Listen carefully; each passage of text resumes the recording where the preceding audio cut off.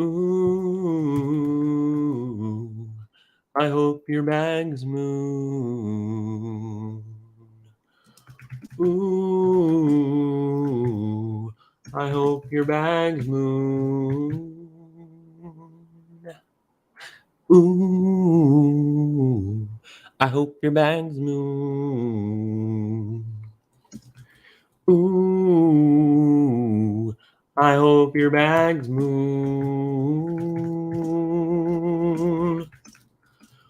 Ooh. Thanks for watching this replay. Hello, and how are you? Welcome. This audio is going to get weird. I'm going to have to mute my microphone because we're going to be sharing Twitter. We're going to be doing Twitter Spaces tonight. Twitter Spaces is on the talk tonight. And so, here we are, Twitter. I don't know what that is. What is this? Valentine's ad. Awesome. So, we're on the BeatOut account. I'm going to go over to mine. I'm going to get this Twitter Spaces started in just a second. Thank you for the update, Twitter. Okay. So here's our Twitter Space. It's going to get started here in just a second. We're going to be talking to Board Becky of the Fame Lady Squad.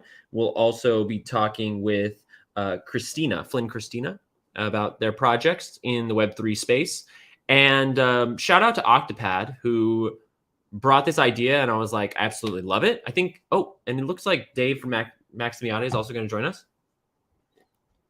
It's going to be a little free form tonight, but hopefully this started something awesome. If this time works out nicely, maybe it can be a consistent thing here. Ironically, consistency is not my strongest attribute in terms of scheduling, so I will hope to make that commitment, as it were, but my schedule is so constantly in flux that it gets a little tricky. Nonetheless, hi. Let me add another banner here and say OG VeeFriends and their Web3 projects. Bing. Each folder's, sure, no problem. I'm gonna have to retype that. OG VeeFriends and their Web3 project.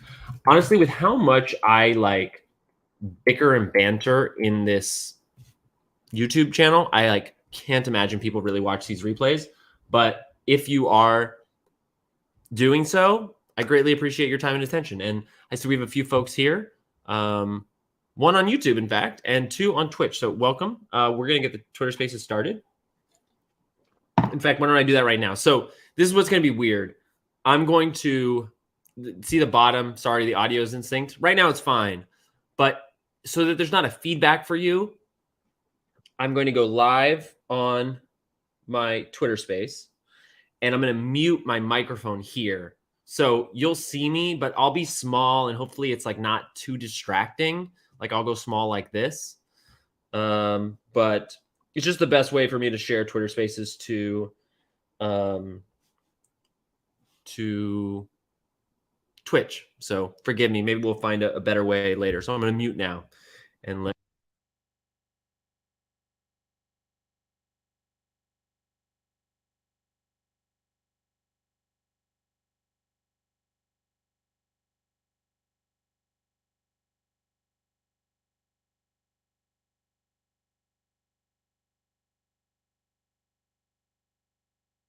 Well, and welcome to the show, my friends. Hello again. It's nice to see your faces. Hello. Wah, wah, wah, wah, wah. Ooh, so many folks in the room. How we doing? Hayden, Davey, Anton. Oh my God. I'm thrilled for this. Hope the sound is okay. I'm really excited. I love the emojis. Stas, good to see you. It's amazing. I have to say, this title in and of itself got more traction and shares than any other. And I think that's such a great testament to the VeeFriends community that we're let's talk about other people's projects. And VeeFriends are like, yeah, I'll be there. So I'm going to bring Octopad up, who really should be given the credit for coming up with this concept. he sort of brought it to me, and I was like, hell yeah, it's a great idea. And there's so much interest in it. I think we should just do it on a weekly basis. So many VeeFriends are scattered all around the metaverse at this point, and it's sort of like why not? So Octopan, hello, good morning, good evening. How are you? It's kind of in between morning and evening for me. Actually, it's 1 a.m. here in Oh, Luxembourg. that's right. But I'm great. I'm super excited for this. I've been, as you know, I've been kind of toying with the idea of putting together this type of a panel, because I mean, you and I have been interacting in the space since VeeFriends launch, right? And we've seen a lot of these people, kind of the people on the panel today, and others just build some really cool shit. So I thought, why not kind of try to bring the community around, talk about what we've been doing, and try to learn about each other's initiatives. You know. Yeah, I think that's absolutely great. I just got a notification that VGina's started, which I had forgotten about. So in the future, we'll want to think about that. They do their show every other Wednesday at this time. So maybe we can do alternating Wednesdays going forward or something. Yeah. That way we don't burn people out, and we're also not competing for the same community. Yeah, of course. Just sharing out loud as I just got that push notification. But I completely agree with you. The other aspect of this is we've all grown a lot. It hasn't even been a year, and I'm super excited to catch up with Board Becky and see, Fame Ladies is having a bit of a run right now, and I know that the community is bullish beyond the floor price, which is so refreshing. I'm excited to see how much she's gathered, not only sort of coming into influencer position in her own right as a leader, but just navigating all the different things, speaking at conferences and building almost literally from zero after the scandal of that reveal. So it's been a while since I've caught up with her. I'm excited for that. And would you tell everyone else about Flynn Christina, who I'm actually not familiar with myself? Yeah, actually, she and I have been interacting in the space for a few months now. She works on diversity, equity, and inclusion in the space. So Christina is somebody that I definitely want to have on the panel. Just also kind of make sure that that we have projects that are working more broadly on different initiatives in the space that I think are important, and I'm sure you'd agree are. So so that's gonna be a lot of fun. She said that she'll be a little bit late, but Board Becky's up. How's it going? Yeah, no problem. Hey, Becky. Hey, how's it going? Smooth sailing so far. Good. I had it starting in 2 minutes. Am I late? No. I actually started a little early because sometimes when you open a scheduled space, the Twitter freaks out and rugs it immediately. Gotcha. So I wanted to just make sure that Okay, happen. no worries. I've had my schedule a bit upside down today. So I'm like, oh no, did I do it again? All right, all good. I'm doing well. Thanks for having me. You're doing great. You're doing great as far as I can tell. And we didn't really get a chance to jam ahead of time, but I hope this can be very casual and fun. Mm-hmm. I mean, partly it's selfishly, I just want to catch up with you. I feel like the last time I saw you was at NFT NYC, and there's been a lot since then, to say the least. And I really want to go deep on Fame Ladies because partly I haven't been able to keep up, but more so I think your community is in so many different parts of this space, and it gets lost, different alpha pre-sale lists, actually internal project building, next steps that you guys have been working on you gals have been working on for some time. So I'd love to hear about that, and we can go wherever you want, really. Cool. Yeah. I mean, there is a lot on the go. There's a couple things that we're probably going to be announcing pretty soon. We really kind of take the approach that until things are ready to be executed, we like to kind of stay quiet on things we've got going on in the background. But I can say we do have a fun announcement coming out soon, which Cool. is like a kind of collaborative, but I think going to be a very cool project that the NFT community is going to be really excited about. It's likely going to be one of our first kind of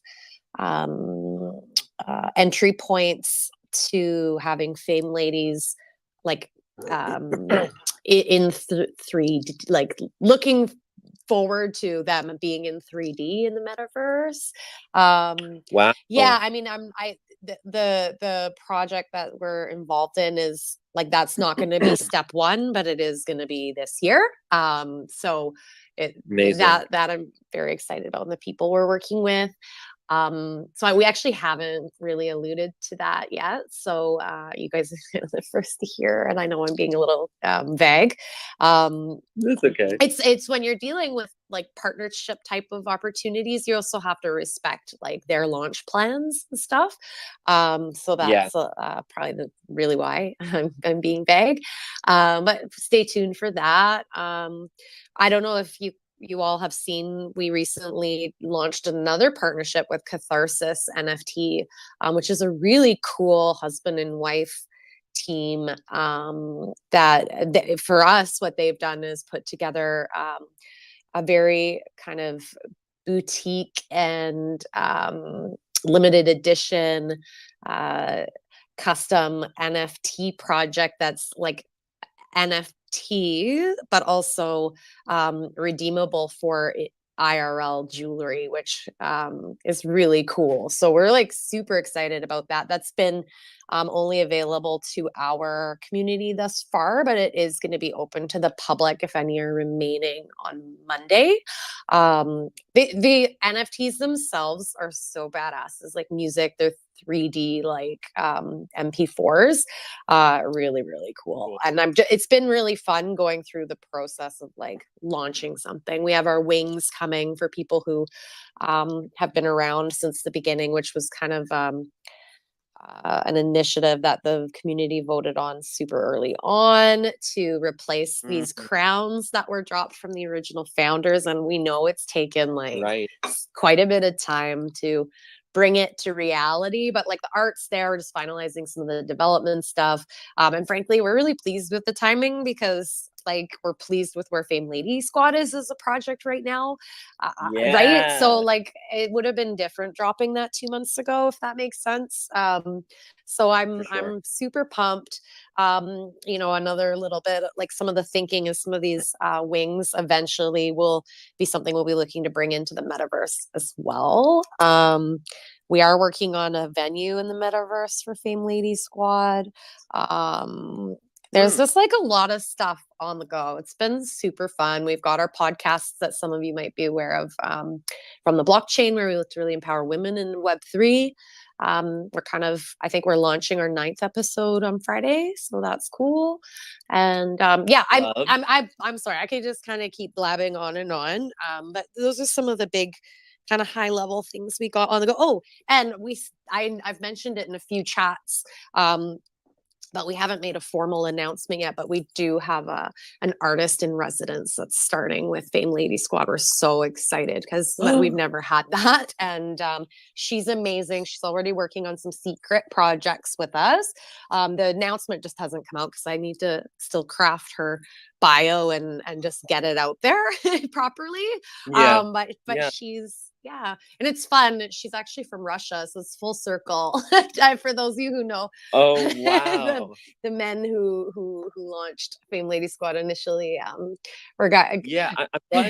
glad you brought it there because I wanted to just invite you to tell us the legend of the Phoenix, if you will. Yeah, like I think some people, let's say this. I think half the audience is Fame Lady holders, if not more. I know I have one, and if not, then we've watched it from afar. I think most are familiar that there was a rug, essentially, that it was exposed. 3 Russian men had put forward this artwork as if they were a women-only team. It was a big shock in a matter of moments. The floor on the project dropped like 1,000%. And And can you pick it up there? I mean, add anything you want to that context, but I really would love for you to tell the legend of like, how did you build from that sort of cataclysmic event? Thank you. Yeah, it's been quite the journey. So the very short version of the story is Fame Lady Squad launched mid-July. At the time, it was very everyone was really excited. There's a lot of hype around the project. It was the first all-female like generative PFP style project. Like 10, we're 8,888 collection, but like the 10K style that were becoming so popular. So it was really the first of its kind to be that large scale, the generative kind of technology, and then also fully representing women. And the founders also positioned themselves as the first all-female team in the space, which turned out to not be true. We didn't obviously know that initially. I was like an original minter and bought some more on the secondary and just really liked the idea of the project supporting more diversity inclusion in the space. I also just thought the art was really badass and loved that, the individual NFT holders would also own the IP rights to the NFTs. That's what attracted me to it.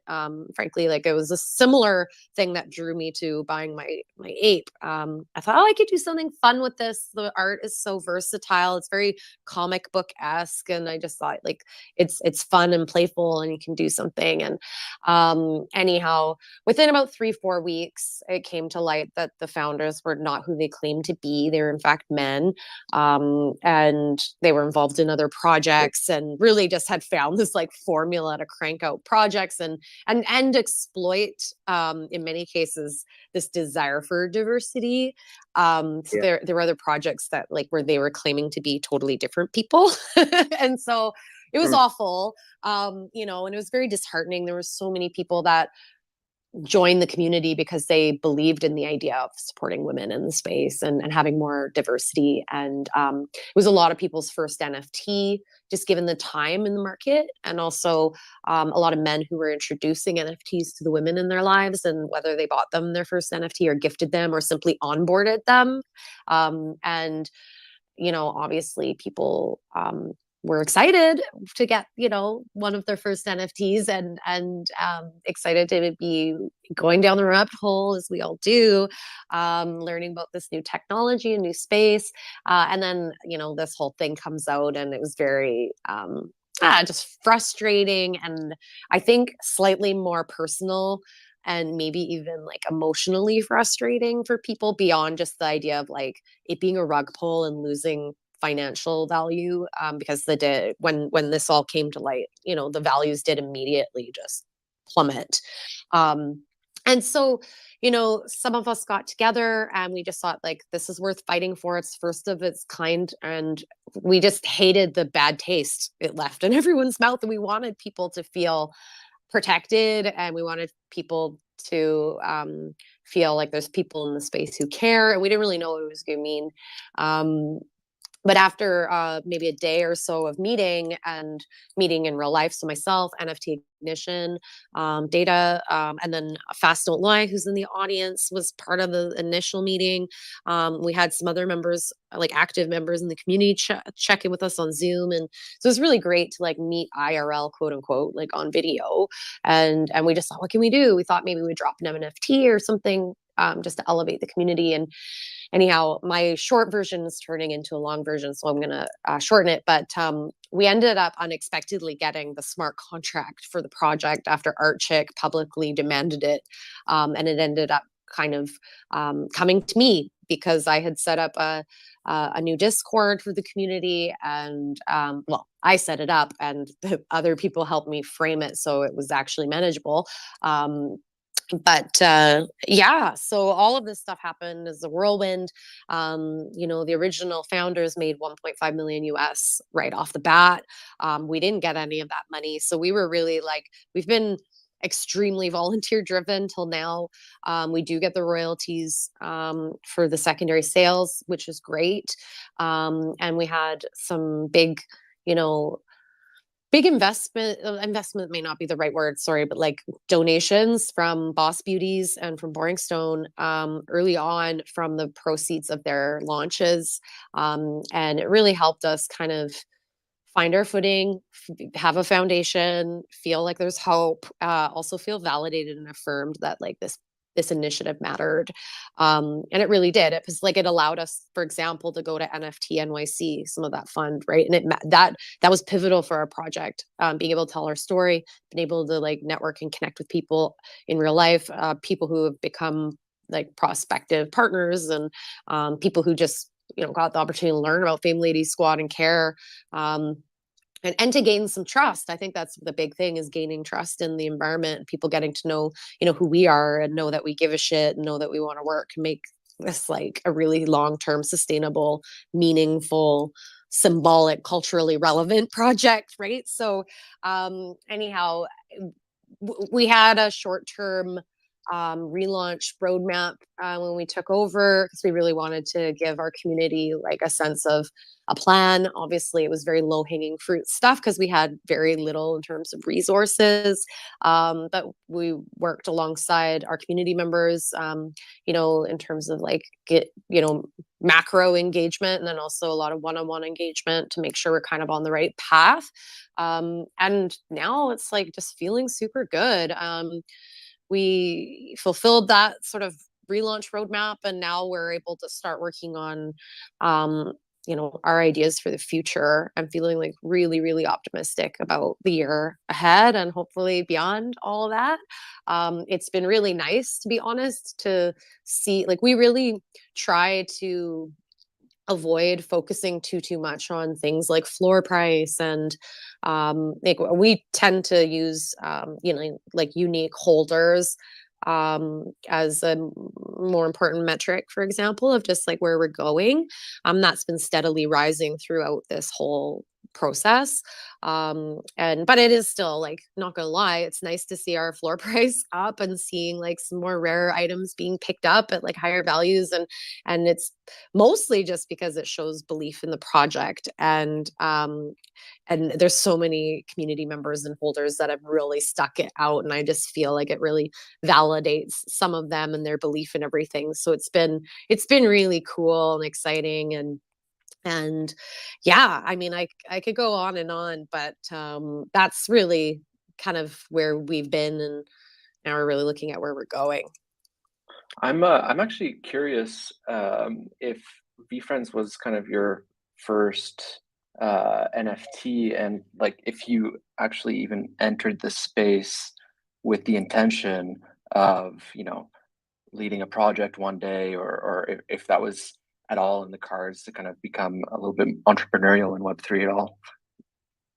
The answer is yes and no. So to your first question, yeah, VeeFriends was my very first NFT. Like, the only reason I'm here is because of Gary Vaynerchuk and his crazy project that he put out. Like, I'm a Gary V fan. I'm an entrepreneur IRL. Like, I'm in real estate, so I've seen Gary on the speaker circuit, for example, and I listen to his podcasts regularly. And before I went down the NFT rabbit hole, I was that real estate person on TikTok, like oversharing everything, right? So, but I really believe, like, I know that I talk about Gary Vee a lot, like to an embarrassing level, but it just influenced a lot of what I do and how I see the world. And I do believe he very much has his finger on the pulse with a lot of these kind of consumer behavior things.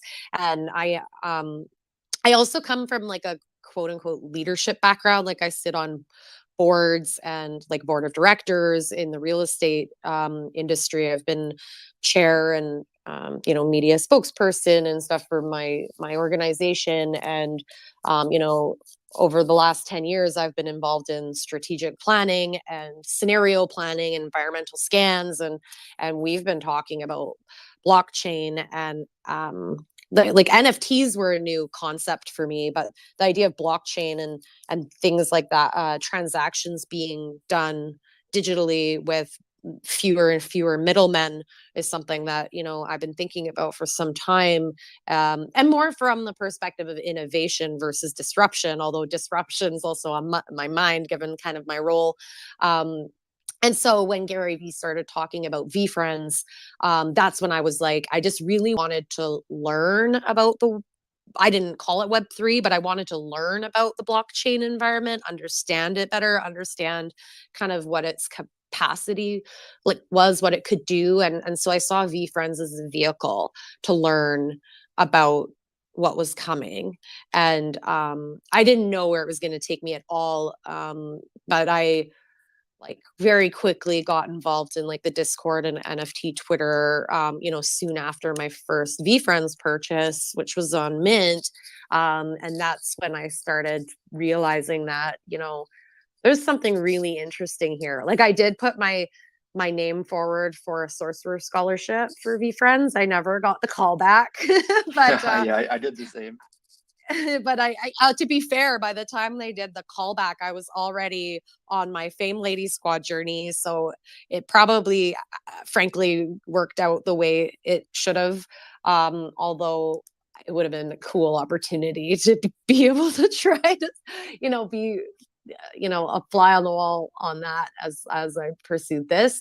But I did think that, you know, and I still do. I think that I would love to explore things related to real estate and NFTs, or at least blockchain, like from a more entrepreneurial side. It's just not where my attention is just yet. But as I start to understand the space more, and because I have such a strong network all across North America and in real estate, I feel like there could be some interesting opportunities there personally for me.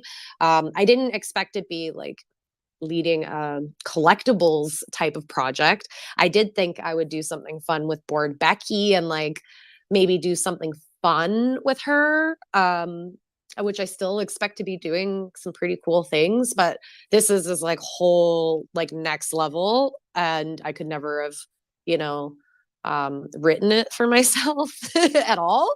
But I'm very happy to be here and have learned so much. So it's been just a wild ride and very cool. It was great. I want to just say hello to Christina and Legend. Christina, why don't you just say hello, and then we'll reset the room a bit. Hi. Thanks for having me. I'm excited to be there. You might hear my toddler in the background, but we're on our way to bed, so bear with us. That's awesome. Thanks for being here. What's up, Post? Thanks for being here. Yo, just GM everybody, first of all. So to speak to your real estate thing, so I'm actually involved in an NFT project doing. So if you haven't seen my wall, it's not my wall. I was like the ringleader of this wall. I was the one who believed in it and put money up in the early time. It's on my banner, my Twitter, and it's in the Miami district, art district. Anyway, Roxall Miami at Roxall Miami on Twitter.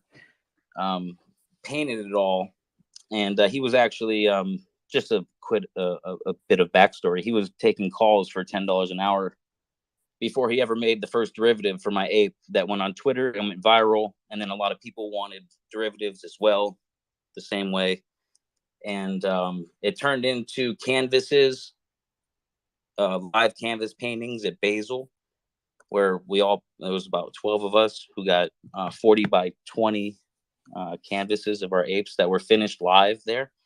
And then that evolved into a wall where I made $0 for the record, if any, because there's been speculation that I made money on these things. So I actually made $0 on the wall, paid $6,000. Each ape spot was $6,000 to be on the wall. And then now we have proof of concept, proof of execution. And now we have an NFT project coming out where you can mint a space on a wall, and it will. And so the rarity, or I don't want to get into it because I don't think I'm allowed to speak about it. I don't even think I'm allowed to talk this much about it, to be honest. But that's what this space is for. We're among friends, Puss. We're bringing NFTs to walls around you. That's awesome. Sounds good. And that's what we not call even my alpha. project. That's just something that happened that I'm involved with from NFT Poppy, who's we met at Basil and whatnot. So sorry to wreck your room. And that was, I just wanted to touch on poor Becky. She's in real estate, and so like, no, you're not wrecking it at all. You're widening the scope, and it's actually really where I want to go. Like the fact is, everybody on the stage is advancing different communities, different projects, experimenting, trying, proving concepts, serving communities. And I know that a lot of people in the room are also doing the same or want to be doing more of it. And so, like, let's talk about it. You know, like where did let's jump to Christina, because we heard a lot from Becky. Like, Christina, how did you tell us about your dive into Web3, and like, what are you building right now? Yeah, sure. So, I mean, no surprise, I got in with Gary and VeeFriends. I myself have kind of had a bit of a, I guess, a unique or atypical career. So I started my career in professional sport, working with the Toronto Raptors and kind of doing a lot of like athlete and player management kind of stuff. From there, I really got excited about, you know, how do you build a brand with a player, but specifically related to their social impact initiatives. You know, if you, at the time, I was working for the Raptors, there was no Canadians on the team. But, you know, like when, for example, like Kyle Lowry was traded from Houston, meeting with him and saying, you know, we did these things in Houston related to a basketball camp or whatever cause that you care about. You're from Philly originally. How can we basically create a nonprofit / social impact footprint for you here in Toronto? And from there, I got kind of the social impact bug. Started my own tech company to be an impact data technology company. And that's where I really discovered Gary. And for me, you know, like so many people here, I've been listening to him in so many different ways, whether that was marketing, whether that was just like thinking about my own experience as an entrepreneur and trying to build my brand around that. And then specifically, like the NFT conversation started happening, the Web3 conversation started happening. And I listened particularly to one of his podcasts. He was on Kevin Rose's Modern Finance podcast. And I don't know what it was, but like in that moment, that conversation, I could see, like, from my experience in sport to my experience in nonprofit and my own experience as an entrepreneur, it's like all the use cases made sense. Like it all kind of made sense to me. And I remember just like running up to my wife and saying, like, shaking her. I get really intense and really excited about things. And shaking her and being like, this is going to be fucking huge. Like, I don't know how to describe it to you, but what I've just listened to is next level. And really from there, my beautiful superpower of ADHD kicked in, and I delved really, really deep and have not stopped ever since. And that's how I got in. And I, similar to these folks, like I was lucky enough and fortunate enough to mint VeeFriends as well. That's awesome. I want to come back to now, but let's do a little round robin for people's aha moments. Like, Octopad, let's go to you, and then to Post. Like, what was the aha moment for you that this is going to be? Like, I love that notion. I think we all, either in a moment or over time, like. Hey, Jeremy, your mic is half out. Oh, can you hear me now? There we go. Yeah, I have my finger on it. I was just saying, like, there's usually an aha moment. There's usually like, oh, I get it now. Like, either experience with blockchain, digital ownership, like use cases, something. Like, let's do a little round robin. Let's go to Octopad and then to Post. Like, what was that moment for you? Yeah, I definitely remember. It's funny what you were saying, Christina, about kind of going to your partner and being like, this is going to be huge, because like I definitely kind of remember having a couple of those moments, and she would just kind of look at me. My wife would look at me like I was crazy, but yeah, like everybody else, I was brought into the space with Gary Vee, and I listened to his content for a long time, here and there.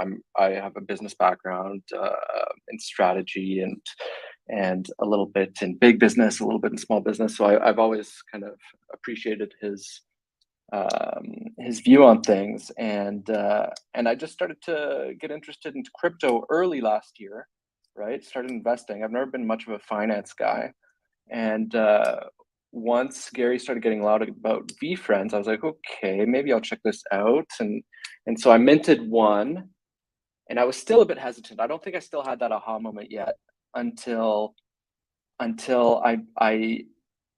was tracking what was happening with some other projects during that like 20-day period where he was minting in the public sale of VeeFriends. And during that period, I ended up flipping one of my tokens because it actually had like a misprint edition on it. It was like it was one of those rare anchovies that has 7 of 7 and a 1 of 1 instead of like being 8 of 8. It's a little bit of a random, very VeeFriends nerdy trivia piece. But once I actually sold during the public mint while it was still open, I sold a rare token for like triple of what you could still get one at on the public sale. And then I realized, like, holy shit, these really are collectibles, and these are really actually attached not only to Gary, but to kind of my provenance, because I'm the first one that minted that, and I was proud of that. That I identified that there was a 1 of 1 rare token, and it was the only one in the collection. And that's when it clicked, and that's when I really went down the rabbit hole. And like, I bought an ape. I transferred my entire crypto portfolio into ETH and then into NFTs, and I never looked back. Pretty funny. That's awesome. I remember we were messaging about that. Yeah. You're like, I think I found something, but I don't want to tell you what it is because I don't want you to tell anybody else. Yeah. And then you flipped it into a Hangout Hawk, right? Exactly. I bought it for 1 ETH, and then like within a day or two, I sold it for like 3, and I bought a Hangout Hawk. And anyway, that was definitely that aha moment. I lost a lot of sleep that night trying to figure out, should I buy this thing? But yeah. What about you, Legend? What was your aha moment with NFTs? Yeah, so I was following Gary on TikTok and whatnot before all this, and I bought some sports cards and Pokemon cards on his signal. He was just on TikTok, just talking about how the market was at a lull and how, you know, it's vulnerable. So I bought in heavily, and it like 4 to 5 to 8x in the amount of like 2 to 3 months. And I was like, wow, this is insane. So I was already native to crypto and everything. I had like 25 ETH sitting already before I even knew Gary or his content. And so when he announced VeeFriends, I was already looking for a place to stick my ETH anyhow. So it was a nice compromise. Just knowing that Gary, like, I feel bad for new people. To have the luxury of betting on somebody like that is, you know, with all the given rugs that are happening now, it wasn't a thing. We're very, like, there's a lot of people who like lose tons of money now starting out. It kills me. But so we're blessed that we had him, and you know, I come from it. For those who don't know, I was a moderator from day one to about 5-6 months out, where I stepped down to work on my own projects, and I have a minted out like 1,200, I think, of 5,000. I haven't released roadmap details yet, but it's going to be pretty sick. I'll put it in my bio. You all know who I am, so you check it out. But yeah, it's basically it. That was my aha moment, and then it just developed from there. Eternally grateful. Yeah, that's great. I think about that a lot as well. Like we were like uniquely lucky to start with. Most of us started with Gary, who is just consistent, you know, regardless of like what the market does, and like, you know, the micro of his actions and judging those. Like, I have no doubt he's going to be around. Certainly no chance of a rug. Like, yeah, it's definitely something to be grateful for. Just yeah, to go chime ahead. in on that too, like, knowing our different backgrounds here, there's obviously something to be said too about the way that he onboarded all of us, right? And I think whether you were technical, like I don't consider myself technical, but I'm like tech aware. They really just did an unbelievable job from the content perspective to no matter what stage you were coming in, whether you were like post crypto native or you were someone like me that had actually, Becky, you'll appreciate this because you're in Canada, as am I. When I first went to buy ETH and crypto in general, I had no idea what I was doing, and I called my bank and I was like, "Hey, yeah, I'm trying to buy crypto, and I don't know how to do that." In Canada, that's not at all possible. And to which they like basically laughed me out of the conversation. But like that's how new I was. And it's just like obviously they did such a good job with the content, providing it in different ways, different forms, whether that was audio or visual or reading, whatever it was, you could get the content that you needed in order to be able to onboard yourself. I'll have to add just because I think it's so funny, Christina. Yes, we're both Canadian. I'm also like hardcore ADHD brain.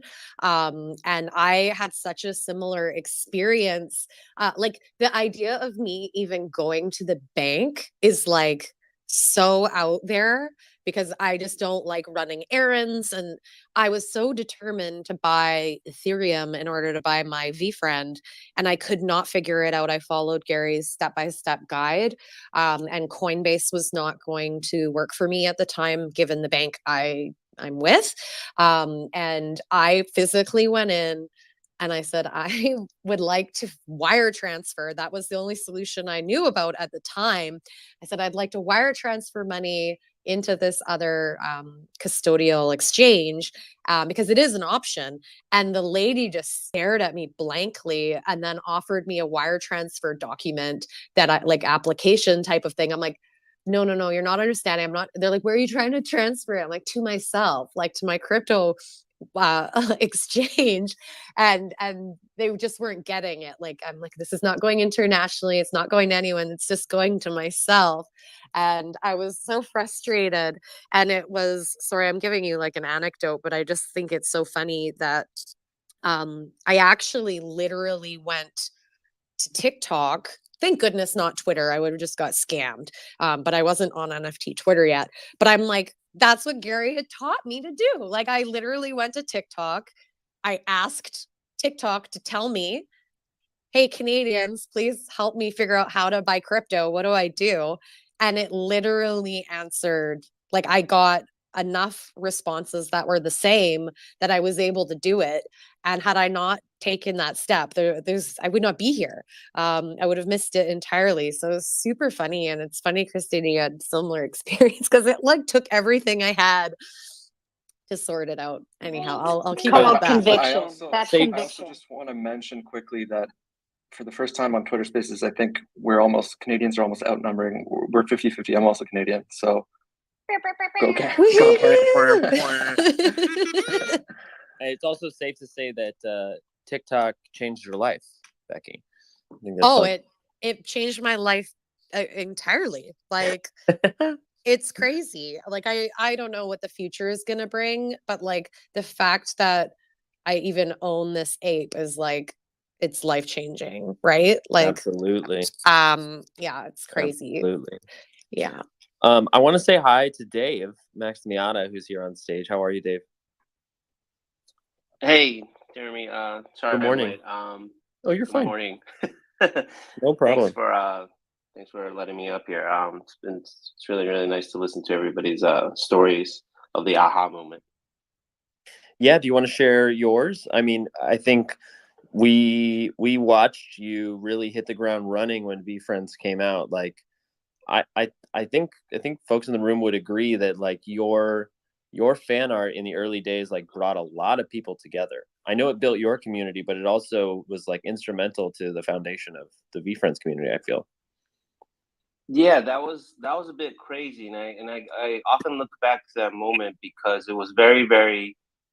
I was very fortunate in terms of timing. I've been working on my own character Max on and off for 4 years at the time. I started in 2017, but I had kind of veered away from it for a long, long time. I think for many months before then. And I had just only picked it up earlier that year, still drawing like web comics just here and there. wasn't sure what I was wanted to do, and I had just moved, not moved, but I had just picked it back up, and it was like maybe in April. I picked it back up, so I was getting back into my drawing for like the first time in a long time. And I've been following Gary for like maybe 2 years before then, and he, dropped this, news about NFTs, and just like everybody else, I had no idea what there was. I think at the time there was the apes, and I remember hearing about it. I'm like, nah, I don't know, and I passed on it, which I of course regret now. But well, not regret, but I guess I wish I had learned faster and earlier. But yeah, VeeFriends came out. It was crazy. I don't know what got into me. Maybe just because of the excitement that he had and all the excitement in Discord in those early days. But I spent basically, I would say, more than half of my entire savings at the time on VeeFriends, which was one VeeFriend. And I was really, really, I think I had maybe like $5,000 or $4,000 in my bank at the time. And I spent all that on my first VeeFriend, which was Alert Ape. And I just got into NFTs like just hardcore at the time. And then I was just so excited about the VeeFriend community. And someone in the Discord, VeeFriend Discord, said,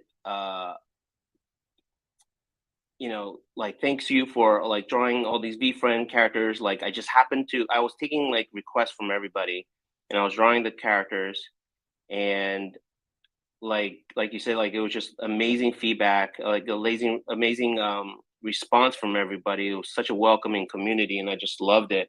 I was drawing like 12, 14 hours a day, staying up till like 3 o'clock, 4 o'clock in the morning, just drawing them. I think I ended up drawing like 30 some odd VeeFriends in like 18 days or something. And then someone suggested that I should do an NFT around the term LFG. And literally at the time, I'm like, I don't know what LFG means. And they said, like, they explained it to me, and they said, like, you should do something.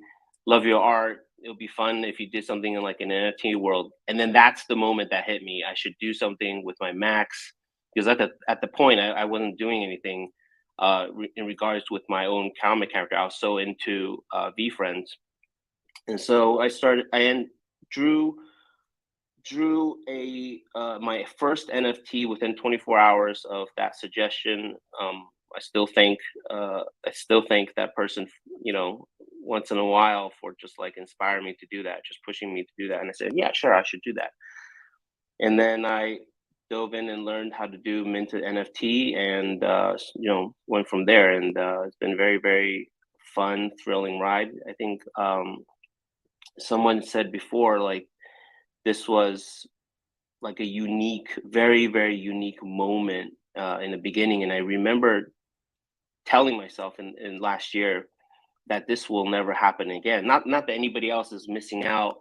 Like, I don't want to tell anybody else is like they're missing out, but that moment, that like May till August of last year, crazy. Oh my God, this is like one of those lifetime moments, and it went by such a blur. And I remember telling myself in those months that I want to remember this moment. I was literally telling my brain to remember those moments, and still it was a blur. So it's been such a fantastic ride so far, and grateful to be here. Grateful to be here. This is like, I'm old enough to know Web 1.0 and 2.0, and this is like 10 times crazier, 100 times crazier, but so much fun. I gotta give you kudos, Dave, because we actually don't know each other super well personally, but I did follow along, your socials. I really like the art that you put together, and you actually helped me set up my ledger for the first time, because I know you had a guide that you put together that was super helpful. So thank you for that. That's awesome. Oh, that's awesome. You're welcome. Yeah, I'm so glad I helped.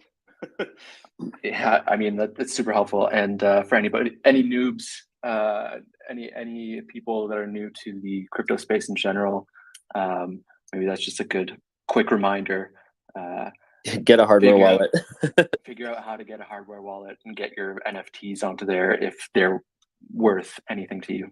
Yeah, that's the thing to add now. A lot of people, they have their hardware wallet, but they haven't set them up yet. And so, like, no shame. I think I had my hardware wallet for like 2 months before I finally set it up because I was nervous, you know, and I didn't know how to do it. And yeah, Dave is actually the one who walked me through as well.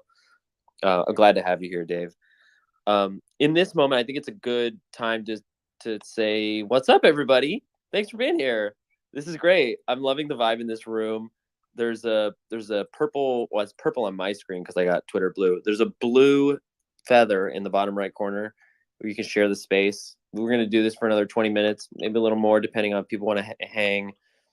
The conversation can go anywhere from here. And I'm really looking forward to doing this kind of like panel of creators more. So yeah, we'd just love to do that. And if you have a question for our leaders up here, please feel free to request up. I want to well, I actually want to do two things. One, I want to give some flowers to Dave because he's a humble man, and he won't tell you that he just released a proof of concept video game today. Like literally today is making big steps for his Max Semiata IP. And if you're like, get into that world, like it's a very simple, fun game. But on top of that, he's been providing education and POAPs and helping people with their hardware wallets. So like, I'm grateful for you, Dave, and I want people to know that you're building that. Do you want to say anything on that? Yeah. Thanks, Jeremy. It's really, really nice of you to say that. Yeah, I think, you know, one of those, I actually want to go back to this like moment when you and I last year, we were like fully in VeeFriends, and I think we had a couple like video chats where maybe we're just chatting in the DMs, and we're like, is this real? It's like, this is crazier than we ever imagined this to be, and it was just such good vibes. But I think there was a moment when you and I realized we need to help educate other people. We need to do, you know, as much as we can. And it's not because we felt like we had to take on that responsibility, but it was just like, we need to watch out for each other. We need to like take care of everybody. Like we all have to watch out for each other. And I thought like that moment was just something that I never felt in any community before. But anyway, that was a long build up for why, you know, I try my best to continue to help people in my, you know, small community and to educate other people on hardware wallets and things like that.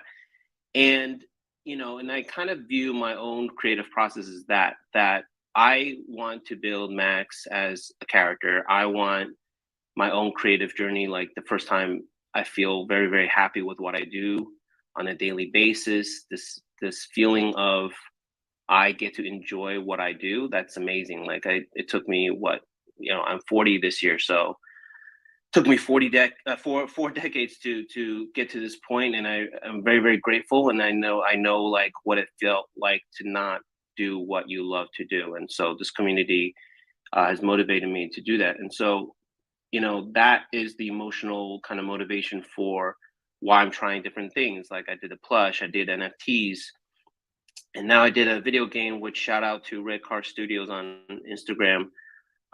You know, it's just I followed this young man who's a budding upcoming, you know, video game designer, and we started chatting, and I said, you know, I don't have a lot of money, but like you want to try giving it a shot, like doing a Max video game. And he did that in like 1 month. It's a very, very simple proof of concept game, which means like it's just me putting my IP into an interactive digital realm. And this is like just one of many, you know, hopefully more to come. First step. The link is in my Instagram bio. I actually haven't had a chance to put it on my Twitter yet, but you know, like this space energizes me to try new mediums. And I think this is one of the things that I want to figure out. Like, okay, besides NFTs with images, what can we do? But I have to know what the foundation basics of what it means to, you know, work with a video game designer. What does it mean to work with a plush manufacturer? What does it mean to work with all these other creatives? I have to get that foundation first before I talk about NFTs. And so, like, I see this as my 40-year project, and so everything that I do is just pushing myself to explore what's possible, understand how the process works, educate people along the way, because a lot of people want to do the same for their own creations, and I'm just enjoying that process. So I think it's awesome, man. I'm actually tweeting out the link to your game right now so people can check it out. If we can pivot a little bit, unless somebody on the stage wants to follow up on that, I want to talk to Christina about sort of like your version of this, because I know that basic, from my understanding, and I just like got to do a little bit of homework on you before the space, but you're helping people build integrity and inclusivity into their projects, and I think that's something, no matter what phase you're at in the development of your thing, but you've launched, you're conceptualizing, you're a moderator in a server, like it's something we all need to be aware of.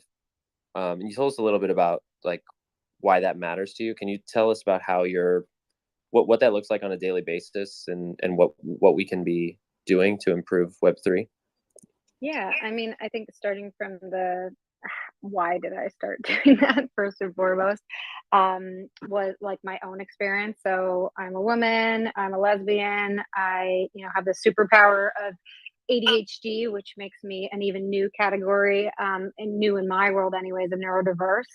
And so when I got here, I always felt like Gary's community particularly was relatively safe. Like I always felt like he had done a pretty good job at fostering an environment that was led with kindness, which was great. And then when I had sort of left the confines of the VeeFriends community, I experienced what so many women and underrepresented people in the space experience, which was just really like a lack of what I would call community. And for me, community just means the ability to feel safe. So both physically but also emotional safety, and then the ability to feel like you belong. And one of the best ways to help folks feel like they belong is for themselves to see themselves in the community. So representation really matters. And so I didn't see a lot of that, and I had a little bit of experience working in the LGBTQ2IA space about just how do you actually provide programs and services for folks. And I just felt like I would start talking about it, and I felt like at the time not a lot of people were talking about diversity and inclusion, but particularly not a lot of folks were talking about it from the perspective of like this large umbrella of underrepresentation, mean that like it wasn't just about race and it wasn't just about gender. There's so many different intersectional identities when you talk about diversity and inclusion, and how do you make all people feel safe and feel like they belong. And because of my experience, I also realized it just didn't need to be all that complicated. Starting with like the 101s, and starting with and from a position of calling people in, as some of you may have heard, and really creating a safe space for all people to dialogue, is kind of just how I went about it. And I tested. I just started tweeting about different things that I was seeing in the space, and doing that all with like that underlying tone of like, let's talk about it, let's have a conversation so that we can learn. And from there, I've just started to to really stay consistent in talking about it, be timely in terms of things that come up and that I'm seeing, and then help, like you said, help other projects and help other folks in the space to be able to like better understand that. I'm even looking to, similar to kind of like Board Becky and so many folks, turn my cool cat, Diversity Darla, we're calling her, into a little bit of IP surrounding that. How the hell I'm going to do that, I have no idea, but I've been testing a few things too. So yeah, just doing as best as I can to spread the word and make sure that all underrepresented people feel safe and welcomed here, because if they don't, then they're going to leave, and then they won't have a shot at economic opportunity like everyone else, which to me is just not acceptable. I think that's great. I'd love to talk more about consistency. So as you said that, I just looked at the people on my screen. I'm like, oh yeah, that's why you're in the position that you are. Even for myself, like, that I try to do this every day. I certainly was doing it every day out the gate, but like I've faltered since then. And I kind of want to talk about this, the I don't want to call it the struggle, the opportunity when you don't want to do it, or when you're like, can you talk and open it up to everybody, like, how has it been, how has it been challenging, to remain consistent? And maybe, like, is there any alpha, like, what helps you keep going? What do you do when you don't feel like, when it starts to feel more like work than play? Like, however, I don't know how to phrase the question, but I think you get what I'm saying, right? No, I think I know what you mean. Yeah. I think for me, like this these particular spaces they work really well for me. So I've struggled to like try to take up Instagram and Facebook, and like I always knew that I wanted to talk about diversity inclusion, but I didn't necessarily know how to go about doing it. And I think for me, what I realized with Twitter is that with my brain, the best thing that works is the 160 characters is perfect. And audio is perfect because that's the way that I learn best. And so I was able to kind of reflect on that. And then really I'm seeing all these things anyways, and I'm processing them throughout the day. And so I really have just made like drafts my favorite thing. Like I know that I'm going to tweet at least twice a day. And I'm Nice. going to start with like a good morning. And over time, I've realized that like folks, you realize like what people want to hear from you. Not that you can't say other things, but you realize like what is your voice in this space. And so my morning tweets kind of sound the same, and focus on like an empowerment. I always say just they're basically messages to myself to get through the day for the most part. And then the afternoon tweets, I basically do like NFT inclusion and NFT 101. And I state something super simple that I've seen in the space. And I do that 5 days a week. And the days that I falter, I try to meet myself with grace and say, like, it's okay. It's all good. You're here. You're working hard. But the drafts have really helped me. And then being able to schedule on the back end, like I have all these just stored. And so I schedule like on a Sunday, I can schedule like my morning tweets and my afternoon tweets for the entire week and not really have to worry. And then I can focus on the engagement. Nice. What about for everybody Maybe I can- else? Yeah, like, Maybe I can add to that. Please. I love that. I mean, I love putting structure into what you do. That's really helpful. But one thing that I found useful is to surround yourself with incredible people. It's not always easy to find them, but when you do, like I, for example, started building Atticus, which I saw you posted above. Thank you.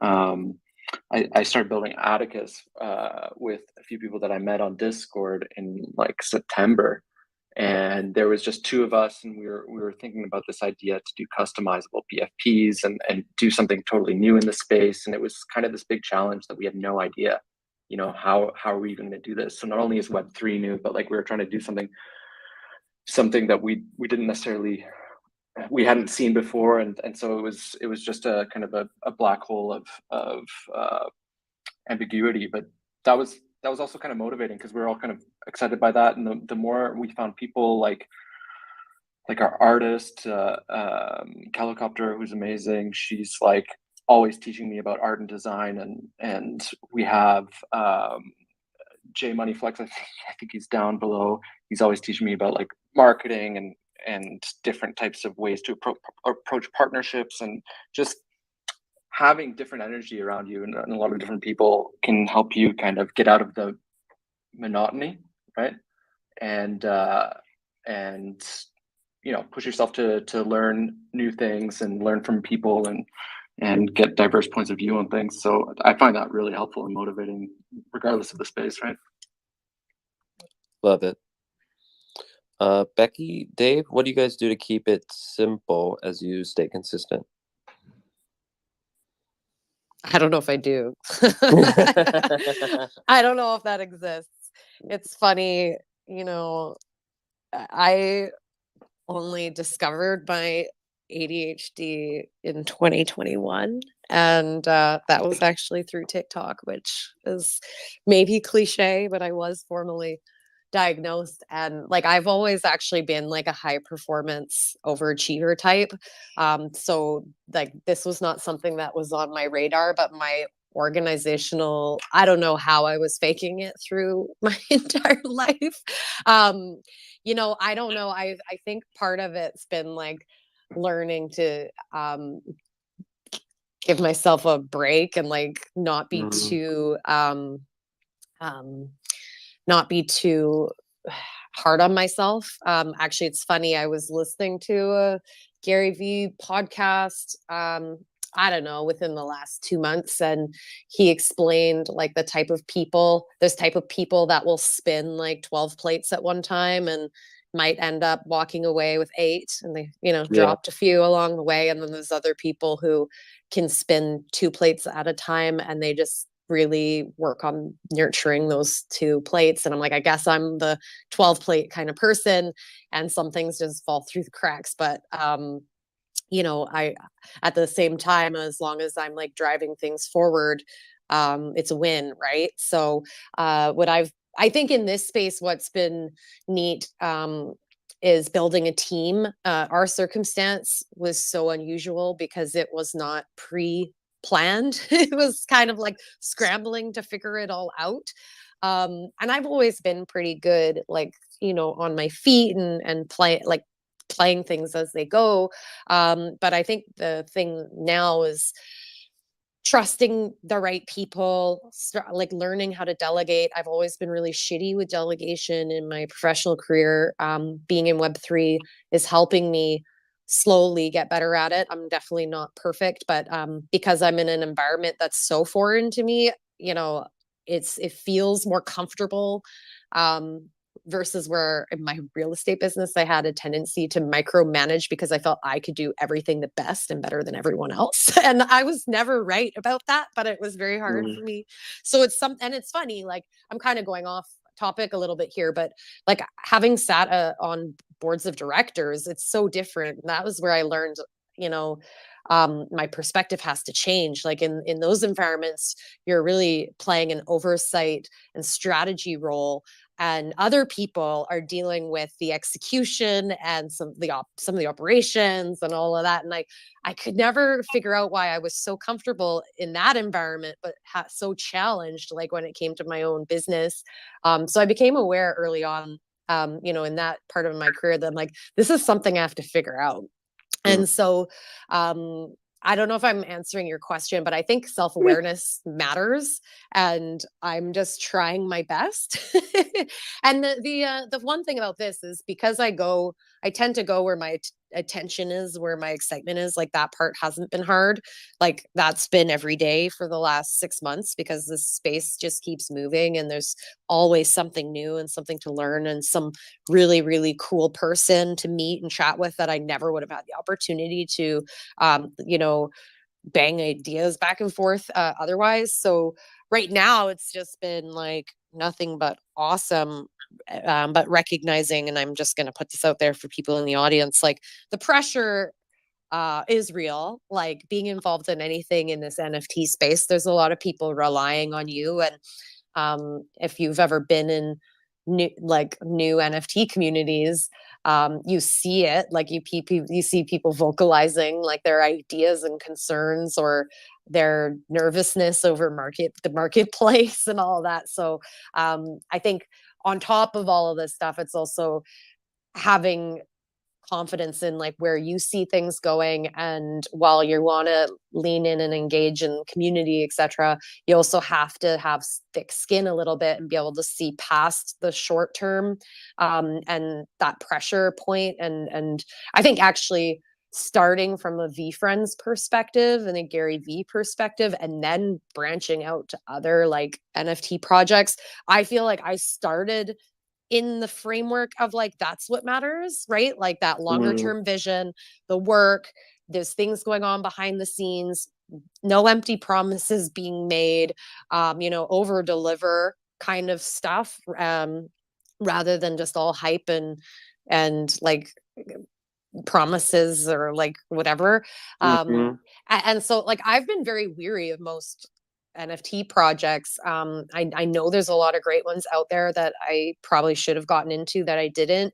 But I also avoided a lot because I just like that faith in founder stuff, Matt, and their conviction and like their loyalty and commitment to whatever their vision is, etc.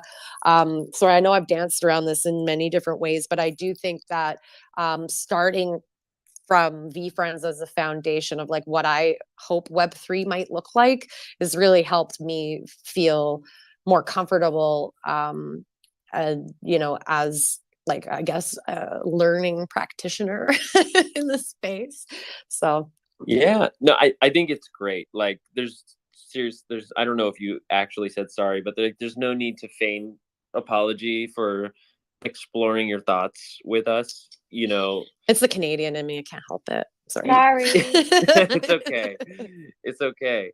But what I want to say is like with a question like this, I try to think about myself listening to this, and ultimately everything that's been said so far is very helpful and great, but it has to come back to self-awareness, and you have to like I hope what I got from what you said and what I hope people heard is like it's different every day. You have to like meet yourself where you are, and you have to determine, are you the person who juggles 12 plates or 2 plates, and like where are you in your story? And it's okay. Like I'm excited to pass it to Dave right now, like in terms of consistency. Like he just told us he took some real time off from building this character, and now he came back to it in sort of a serendipitous time while IP and all this stuff came back. Christina, you want to take that? I have to say goodbye because I am Yeah. actually heading to NFT Ladies Night to interview NFT Ignition. Oh, awesome. About nodes. So I'm gonna pop off. Once you're done here, I'd love for y'all to pop over there. You'll see it in my Twitter. But Jeremy, thanks so much for putting this together, for bringing me on. And Octopad's actually the one that brought it to my attention. And everything that you do, because you talk about how it is a challenge. Like none of this is easy, and there is no rule book, and there's a lot of ways that we can look at this to say it's too hard and it's too scary. But I think being surrounded by folks like you that are just doing and learning along the way, it's inspiring to all of us. So thank you so much. Yeah, thank you. Well said, and have fun with NFT Ignition. Yes, nodes. I'm so excited. Okay, bye y'all. Bye. So it is 8:00. If folks need to leave, totally great. Oh my God, somebody just bought an empathy elephant for 55 ETH. What the hell is this world? Let's go. Let's go. Maybe before we actually close the space, I did want to do a little bit of a giveaway as a thank you for everybody that took the time out to kind of come out and show support and listen to everybody. Okay. So, as I mentioned, I am building something that's kind of exciting, and wanted to give away a few Alala spots to the space. So check out the tweet that is pinned for instructions on how to get it. This is for the Atticus customizable PFP project that I've been working on with my amazing team, and the code is Audacity. So that's the code that you'll have to enter into our server to get the allow list. And I chose the word Audacity because of Gary Vee, actually. And I thought that this panel is full of audacious people that are, taking so many risks to go into something that's completely ambiguous and unknown, and build kind of a new world even. So just that ambition, that audacity is something I admire a lot. So there you go. Open Audacity. Sesame. Open Sesame, baby. Oh, and you get a DM. You get a DM Yeah, from the Oracle. I'm doing exactly. this in real time. So !code Audacity. Yes, sir. Nice. Thank you. That's awesome. But thank you, Jeremy. I mean, and everybody else, Board Becky, Dave. It was such a pleasure to chat with you guys as well. Yeah, this is really, really, really, honestly, it's kind of cathartic to sort of like see how far we've come. Right? And yeah, I just want to coordinate with Vaginas so we don't overlap on the next one. But I would love to do this on a more regular basis. And just, you know, there's so many creators in this community now, and you know, let's catch up with everybody. I love it. Let's do this once a week or once every 2 weeks. Let's figure out the details, but I would love to keep in touch with everybody that's on the panel, bring new people up. I mean, it's such a great opportunity. Awesome. I'm gonna stick around for call it 10 or 15 more minutes as Cool Crocs and Dexel have been waiting for a long time. Now we have Alex on stage. Dave and Becky, you run your own lives. I just want to say thank you. You need to pop off. It's no problem. And I'll around too. Cool. I'm gonna pass it to Cool Crocs then. Hey, what's up, everybody? Jeremy, again for hosting and everything that you do for the space. Sure thing. Yeah, it's been a really good one to listen to. As one of the early OGs in the VeeFriends project, it was great to hear. That's how Board Becky got her start. That was really fun. Like I have and Dave from Max Miata.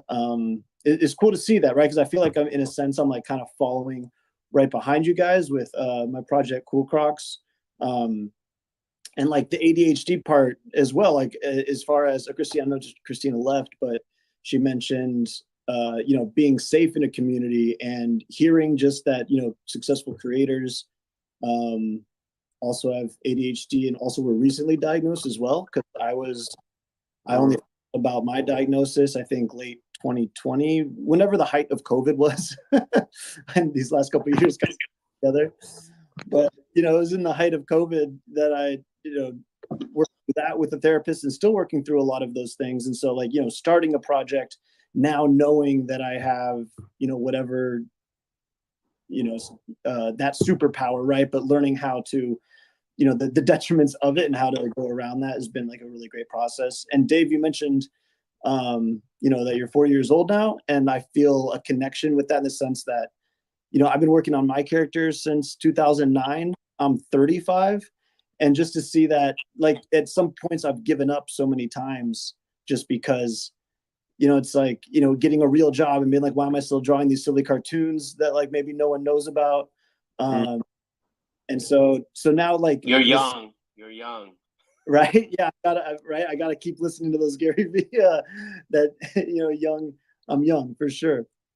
So really just like working on internalizing that. But the question I wanted to ask and tie this all together is just like the serendipity of it all, the almost spiritual, like the calling, because I feel like there's no.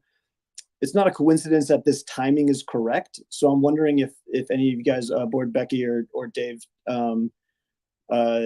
specifically, or anyone else as well that wants to answer, just like, do you feel that like this serendipitous moment and that this like, is that kind of a spiritual element for you? How does that process look like for you? And just like more of the amazingness of it. And, hopefully that'll help me kind of get through some of those struggle points that come with being a founder of, a large project in a new space. Thank you. I would say if you love what you do, that's probably like the equivalent as far as in my own personal experience. As long as you can feel that, that's basically your calling. I don't know. I don't think any, you may believe otherwise, but I don't know if there's anything closer to what is like spiritual than that. Like, when I was thinking about the consistency, the question that Jeremy had asked before, for me, I'm not consistent. I'm all over the place every day, but not in a hectic way. It's just because I allow myself to be, and it is self-awareness. It's like I over a year ago moved across the world so that I can save money and do my own thing and like just like make a pivot you know, in my own life. And I've done it several times in my life, moving across the world just for that one opportunity that will take me out of my comfort zone. So I'm lucky to be able to do that. And I think so my motivation to like get up every day and do these things is because I just keep reminding myself that I love what I do, right? I love finally creating what I do. And I think part of like, you know, if you can turn your age into an advantage, is that you've lived life long enough, perhaps, to know what it's like to not enjoy something that you do. I think this is probably a little bit harder for, you know, someone who's maybe early 20s, is they may not like really hate their job. They may not get to a point where they've already put like 5, 10 years under their belt where they're commuting 3 hours a day to a job to sit in front of a computer and read emails. You know, I'm not, you know, I'm not downplaying the value of that job. I'm just saying that didn't work for me, and that's what shook me out of my my comfort zone. And so I can look back on, you know, 15 years of corporate work.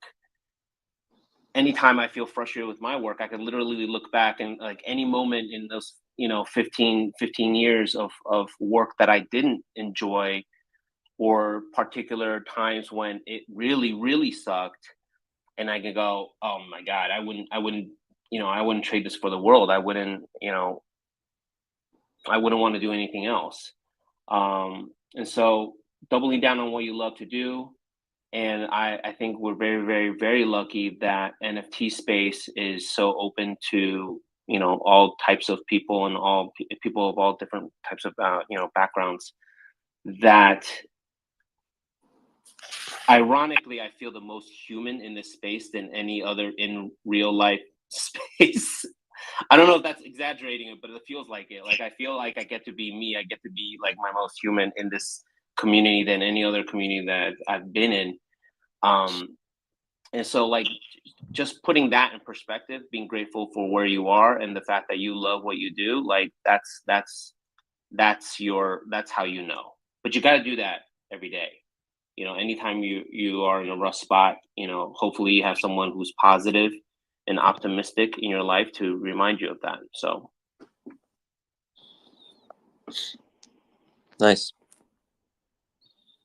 How'd that land? Cool. Oh yeah, man.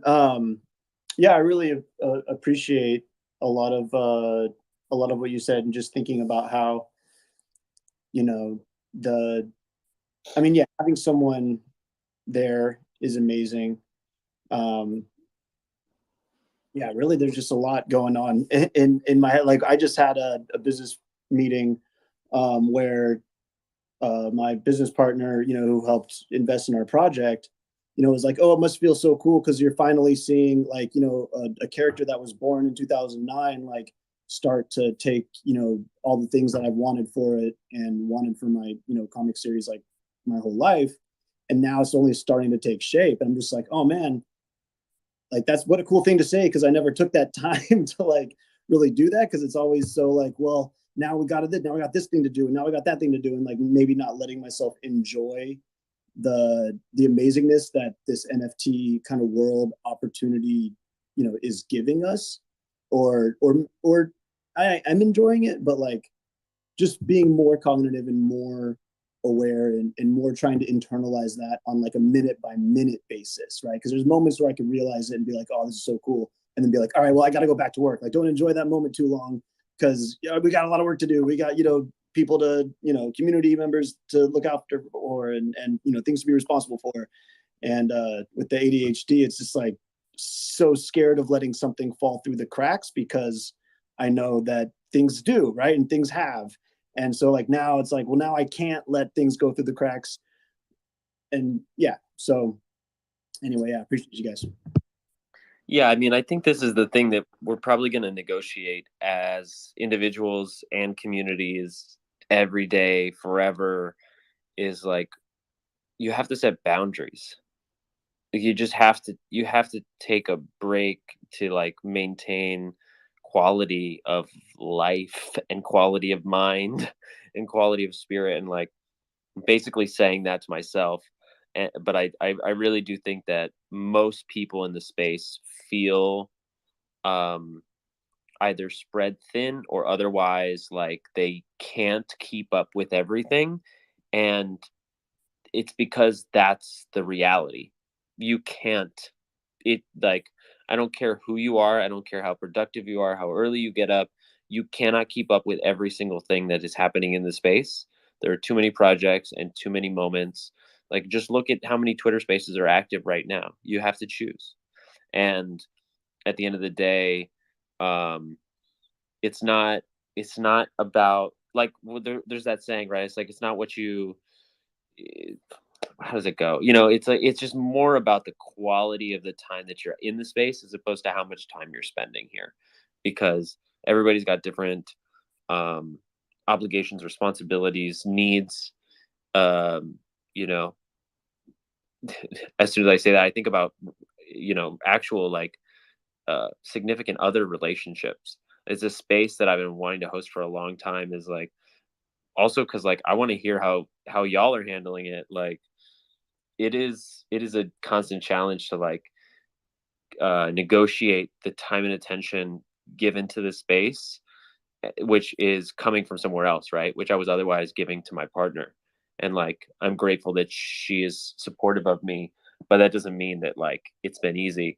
And that's just one example of how boundaries are, in the same way that Christina was talking about her superpowers, her ADD, like setting boundaries is also a superpower. Like, it will level you up.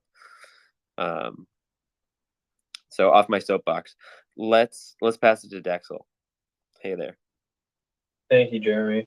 I totally feel what you're coming from there with the you gotta have the boundaries and you cannot keep up with this space. I completely understand, because once book games dropped, it was just book games, and then 3 other things from life just kind of jumped in, and I just wanted to have my one day where like I was fully there for the book games drop, because when VeeFriends dropped, I was living alone, so I could focus on that. But then as the things start to pile up, when you have to deal with like the tangibility of like day-to-day stuff, and it's kind of like a conflict, and you're like, okay, I want to put everything I have because I know the space is long term and I'm early. I can get to that point, and I'm there, right? And like, I know what it is, I know where it's going, I put everything into it. But then there are needs that I need to be like there now, and then it's kind of like there's like a pull between that. So it's like, and I think that's the kind of biggest challenge, is just kind of like, because I know that I'm always like long-term bullish, especially with anybody in the VeeFriends community, Gary V and any of his projects. But I just find like a lot of the challenge with this space is just making sure that it doesn't completely consume you, and then you lose all like connection with people that are close to you. So a lot of what I've been doing recently is I've just been kind of like stepping back in that way and just saying, okay, I know there'll be another project, there'll be another time I can put this back in, and also I have a VeeFriend, I'm good, and I have book game tokens, I'm fine. Like not falling into the FOMO, and just kind of taking a step back. And I found that's been helpful, and it's helped out my relationships. So that's been pretty good. Yeah, we need a whole nother space dedicated to greed and how to how to partner with it and not let it be the enemy of good. So it's a big piece. I guess I'll pass it to Alex with that. Hey, Alex, good to see you. Alex is probably multitasking. He's like, oh shit, I have to unmute. Alex, literally what was just happening. Hey guys. The last thing I heard was greed. Speaking of ADHD, Where are we at? Oh, we're right here and now. You can take us wherever you want. I love it. Well, first thought that comes to my mind is I just took like a really nice Epsom salt bath, and I usually don't take baths, and I decided to do that because of my arthritis in my joints, and that made me think at one point what every single one of you are doing, because I love the fact that Twitter allows us to, get out of the we get to multitask, right? But still are able to listen. And that's just where my mind went. And I don't know. I guess I joined in because I usually, just from 2020, since the pandemic, my interaction with communities, I was going to say with people, but specifically with communities, has like forever been shook. And I'm sure that's true for all of us here in our own ways. Before the pandemic, I was I call myself a professional extrovert, because I was a circus wrangler. I produced and ran a show, a circus show, a variety show with magicians, talented aerialists, and just a bunch of different circus type performers, comedians, and such. And as you can imagine, in the acting world, the live theater world, and the circus world, there's a lot of activity, and there's a lot of energy from yourself to be a performer at the same time, to be a host, yes, for the audience, but also in my position of hosting, scheduling dancers, like I said, all these different variety performers, and for all of that to just go boom, just stop, because live theater, all of the live anything just completely stopped just like that. And at first it was kind of nice, I'll be honest. It was nice to see the wheel kind of break, or at least just stop, and everyone being on a mutual predicament. And for kind of all of the hustle and bustle to take a halt was rejuvenating in a way. But later on, as more months went by and things weren't opening up yet, it took me to a place that I didn't really realize I was at, because I had the mask of kind of always socializing, always being part of a community because of the work, the jobs, the projects that I was a part of. And for that to kind of get into the NFT space, or the introduction of Web3, it's been a kind of a jarring transition. And I've been doing, I've been building content with Jeremy, for Jeremy, since the beginning of Gary's launch. And I am part of the NFT stuff. And let me just say thank you, Jeremy, for everything that you do, man. I've known this fella since we were in high school, and he's just a really good person, very generous person. We're both clowns, so we do act foolish in some ways, but that also, leads to exposure and new experiences. But anyways, my point is,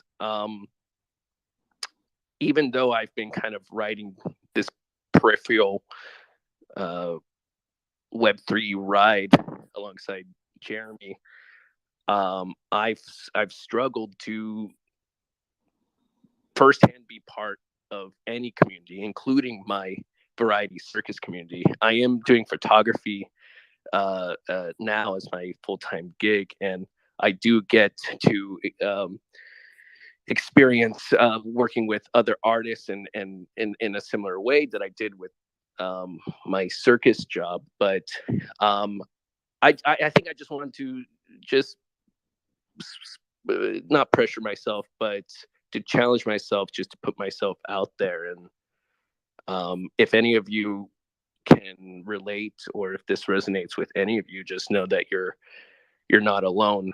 And it's a blessing to have spaces like this to check into, to practice that self-awareness.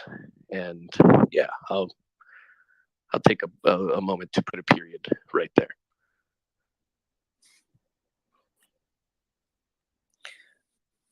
Thanks, Alex.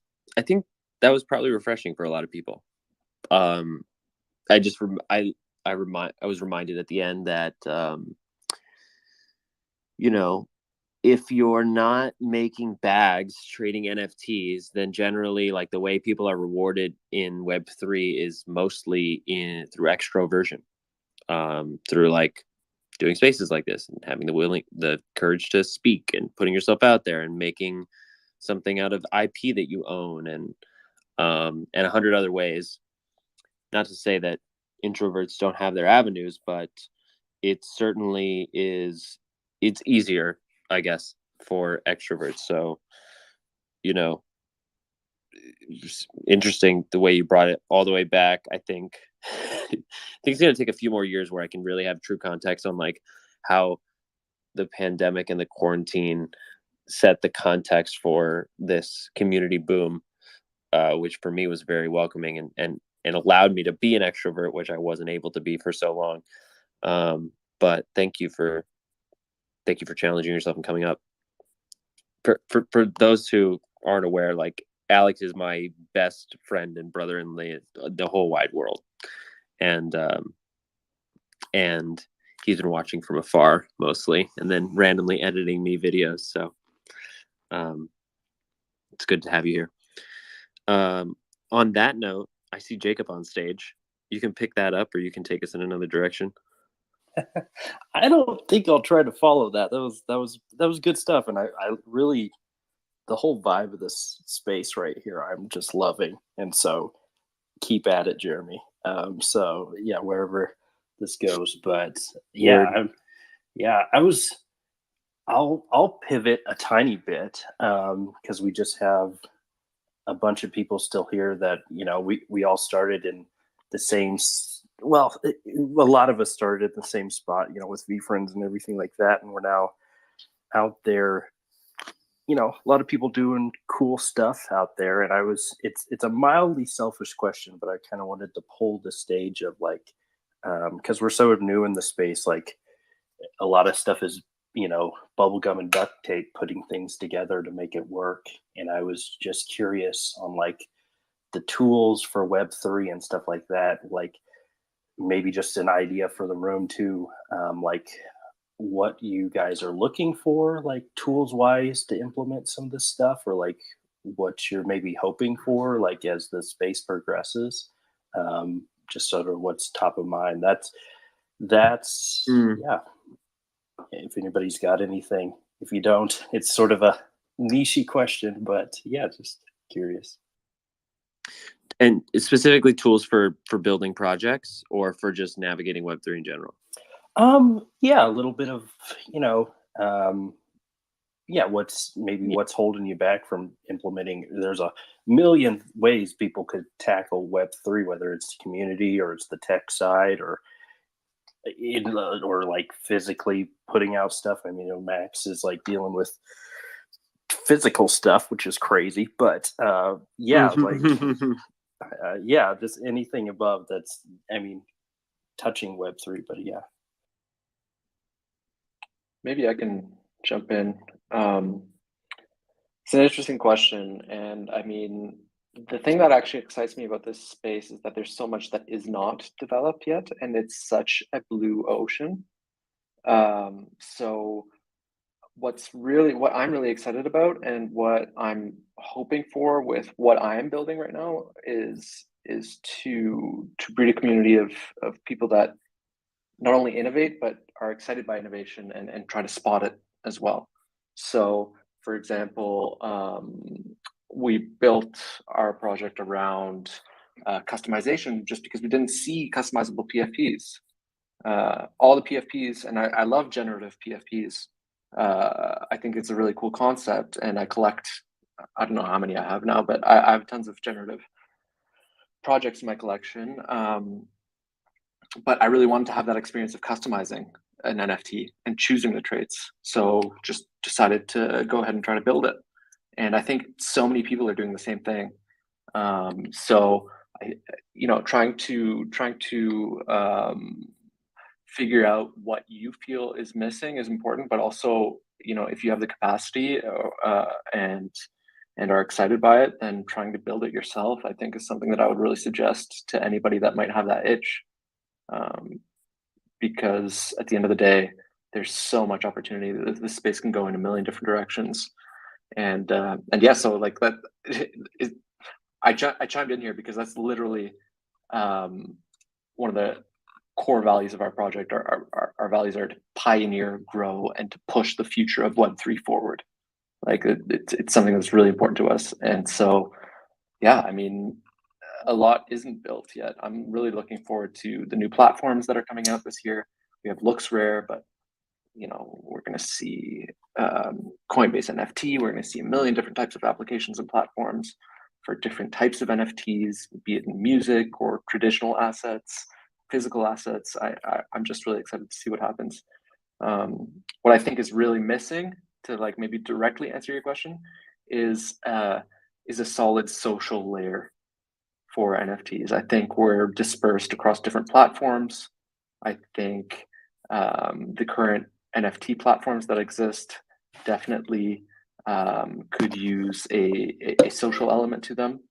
And I believe that some of them are being built right now. I even know that Coinbase NFT is going to have that as one big element. But yeah, lots of thoughts there.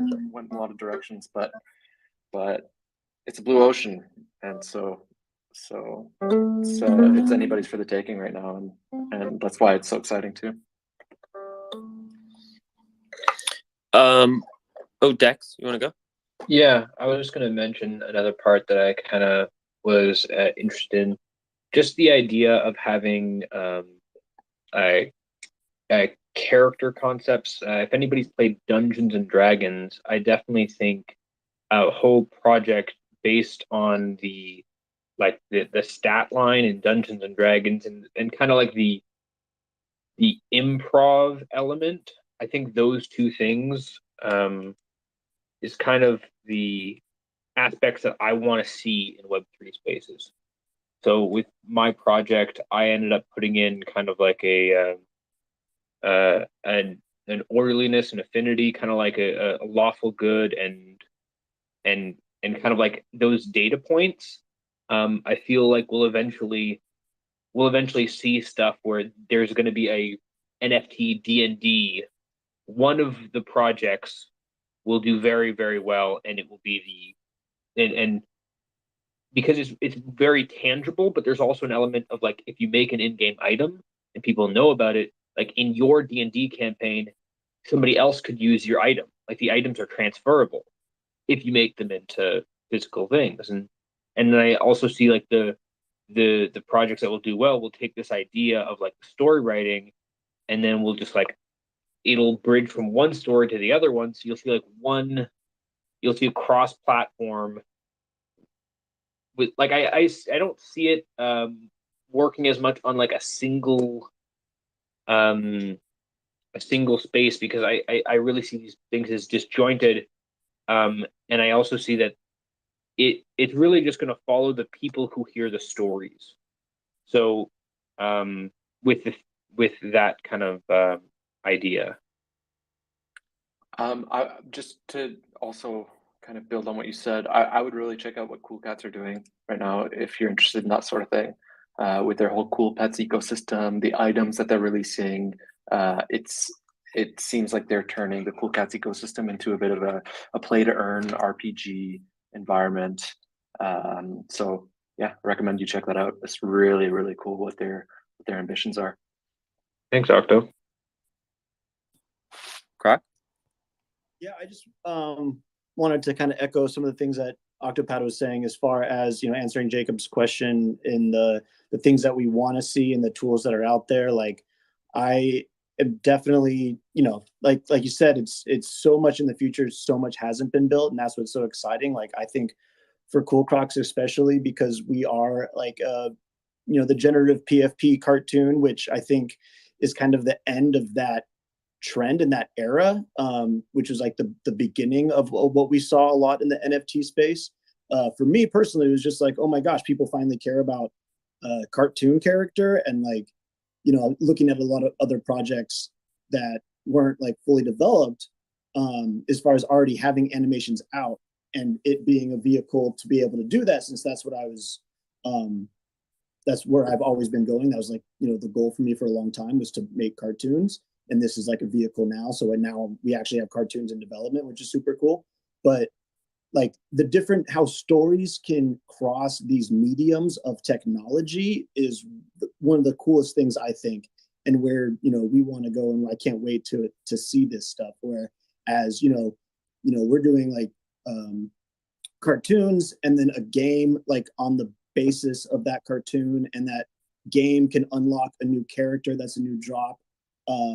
And then that can unlock, if you have different characters, that can unlock physical airdrops, and just really having fun with the way we can tell a story across mediums, right? So now we're going from something that's on the blockchain to maybe a different blockchain, or in the animation sphere, and then in real life element to it that carries a storyline forward. And then, the metaverse that keeps the storyline moving forward, and how those different storylines can fraction off into a myriad of different like entertainment pieces based on the character that's part of that storyline. So that's what I get really excited about. That's kind of why I'm here, and to help push that element of it, like the different mediums of storytelling all relating to the same IP.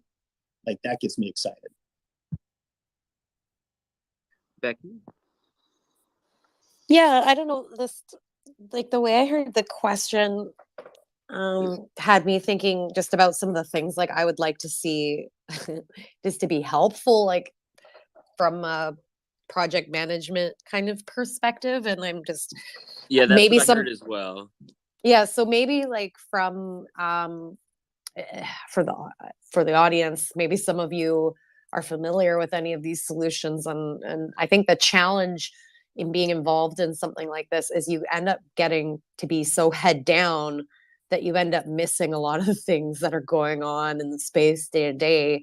Like, as an example, I obviously, like, Bored Becky is my ape. Like, I don't even enter the Bored Ape Discord. Like, so I don't know, what's going on just generally with even some of the projects that I care the most about, let alone some of the tools that may be out there, things that are emerging. And I just think that, I entered this space like so fresh, and I think there's so much opportunity to throw yourself into the space.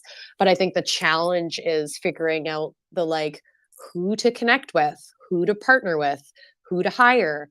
How do you find people to hire? How do you trust them? How do you validate, verify, vet them, whatever?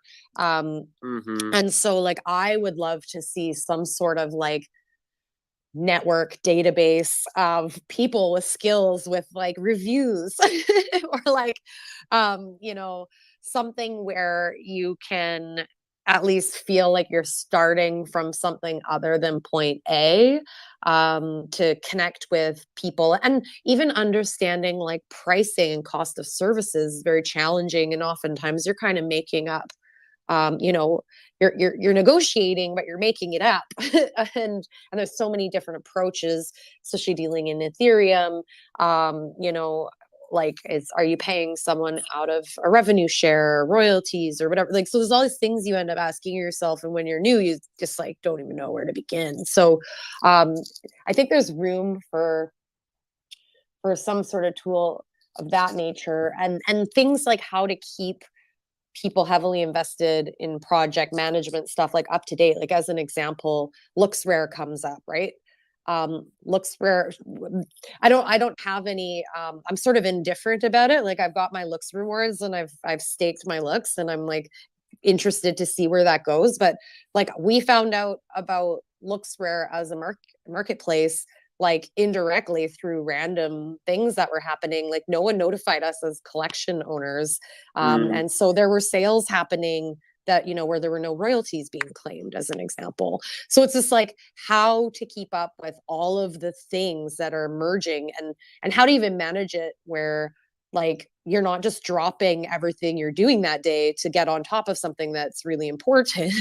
Right? Like, that's the part that's maybe the ADD brain works really well because we're good with squirrel moments, but we also need to pivot back and get back to the work or whatever. So I do think there's room for, you know, people talk about industry and waves of innovation, and like in NFTs, for example, like you could get in by investing in NFTs, you could get in by starting your own project and doing something that way. But there's also that whole idea of like, rather than mining for gold, you give the miners their shovels, kind of a thing. There's just so many opportunities for people to become a resource somehow, or like there could be like a daily update for founders, like things that are going on in the space that might matter and be relevant. And yeah, some sort of database of like just service providers would be super awesome. So I see Habit's got their hand up, so maybe I'm talking and they have all the answers. But those are just some of the things I'm kind of like, it's been fine for 2021 and starting into 2022, but I can't imagine feeling so like just playing everything by ear and figuring it out. Like, Right. it's not sustainable forever. Like, it's fine as a period in time where this is all so new, but there has to be like some framework at some point. Anyways, I'm going to stop talking, but those are the things I'm thinking about. No, one quick thing on that, and then I'll pass it to Habit, is another big piece of what you're saying is like, in this space, it's really important not to just outright trust, but verify information that you're receiving.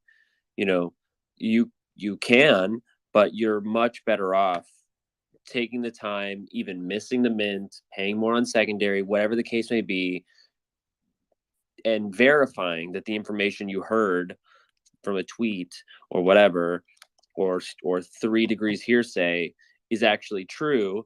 Because in the event that it's not true, you might be connecting your wallet to a site that gets you totally wrecked, for example.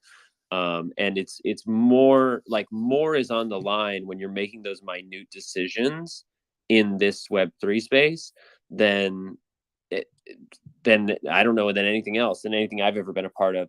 And so like when you have these people, like, because there are media platforms that are like aggregating big news, but I understand what you're talking about is a little more niche. It's like, it would be amazing if a sort of like content media platform started to make niche content for that founders should know on a daily and weekly basis, that community managers should know, that devs should know. That's, you know, like that's honestly $1 billion idea. Go ahead. I just, one thing as an example, just your point, like, and like when Looks Rare came out as an example, I had no familiarity with it. And it's one thing to be an individual and take the risk to like connect your wallet and see like, is this all cool? Or to take your time, like I did personally. I probably waited 2 weeks before I claimed anything or did anything, just because I want to make sure like there's no problems. But then there's the sort of almost fiduciary side if you're involved with a project and like you start like informing your people and your community about some of these things. Like you can't avoid opportunities, but it's also like you don't know, like how do you do your due diligence on some of this stuff? Like Right. that's And we've just democratized, like we wait for the people who we trust on Twitter who review contracts, who can read them, to verify there's nothing fishy, and then we furthermore have to trust that they're legit, that they're telling us the right information. Like now there are several that have a reputation of doing that, and so those are the sources. But again, like there's a limited number of people who can actually verify that much is true. I have maybe just a little bit of an idea there as well, because I know that, for example, in the Cool Cats community, they hired Bex, who is also an OGV friend. We should have her come to one of the next shows as well. She couldn't come, but she was hired as a senior NFT analyst. So on that founding team, on that dev team, they decided that they needed a person full time to look at the developments in the market and build basically intelligence. And I don't know if that's the full extent of her role, but I do know that that was part of it. And the other part that the other thing I would say is there are also some networks, Discord channels, like for example, Metaverse HQ. I mean, it is gated. It does cost ETH to enter that one, but there are other kind of communities out there that are putting out like weekly recaps in different contexts. So that I find that a little bit helpful. And then at the end of the day, I mean, it is a networking thing. You mentioned that you might have challenge vetting and discovering resources, which I think is difficult for everybody in the space. But I mean, look at this. Like we're meeting now as founders of different types of projects. So I think it's also using the network that we're building here to kind of understand who's available. Since I started building, I've met like 5 different Solidity dev type people or studios, things like that. Tons of different people like Christina Flynn that was just on here, who does DEI. So as we get into this space, our networks are going to grow. But definitely feel free to hit me up. I mean, not only you, Becky. I mean, I'm talking to the audience. Like, if anybody's building anything and they want guidance on, who, how, where. If I have the answer, I'll help you. If I don't, maybe I can point you in the right direction. But use people. Well, I haven't checked Metaverse HQ in a while, and I paper-handed that. Moving on. Habit Nest, how are you? Hey, Jeremy. I'm doing so well. How are you guys? All's well. All's well. Good. You had a great interview with Andy yesterday. Great job. Thank you. Thank you. You're welcome. Becky, I wanted to respond to a couple of your points. I'll introduce myself first. So I was an OG VeeFriends minter. That was my first NFT. And I've been working on my own startup for the past 4 years called Habit Nest. And we create a series of different journals that make habit building way easier and simpler. And we've sold a couple 100,000 books to date, and then took our learnings and built a mobile app. And I'm now leading the evolution of our mobile app to become a Web3 product and to be a learn-to-earn platform for people, where they can improve their habits and earn rewards every day through a gamified learning system. So I had this concept, and we already have our app developed, but the entire, we have had 0 Web3 presence, and I've been building from scratch for the past few months. And I needed to source together an entire team to do everything from we had our old designer, but we needed contract dev and community managers and mods and everything. And I was hitting my head against the wall because I felt so stuck, or at least had no answers to any of these questions. And then this past week, I just started getting really my hands deep in the dirt. And I learned something, and I learned that no one knows what the fuck they're doing. And there's no standard protocol in this space. And as long as you're empathetic and care for other people, but also just set the bar for what works for you and your situation, and continually reach out to people, like you will find people who fit that. People are more available than you think. I thought it would be really hard to get in touch with a great Discord mod or community manager, but everyone is so hungry to join really, really good quality projects. That's the caveat, that it isn't that hard. At least for me, I got like 40 to 50% response rates from mods from like top Discords or communities I really liked. Granted, I had to vet a lot of them out, but by reaching out to a lot of people and being really clear on your vision for what works for your situation, that has helped me a lot. Yeah, for sure. Thank you. I appreciate that. And, some of these things are interesting. Like, we're hoping for some more like international hours support as an example.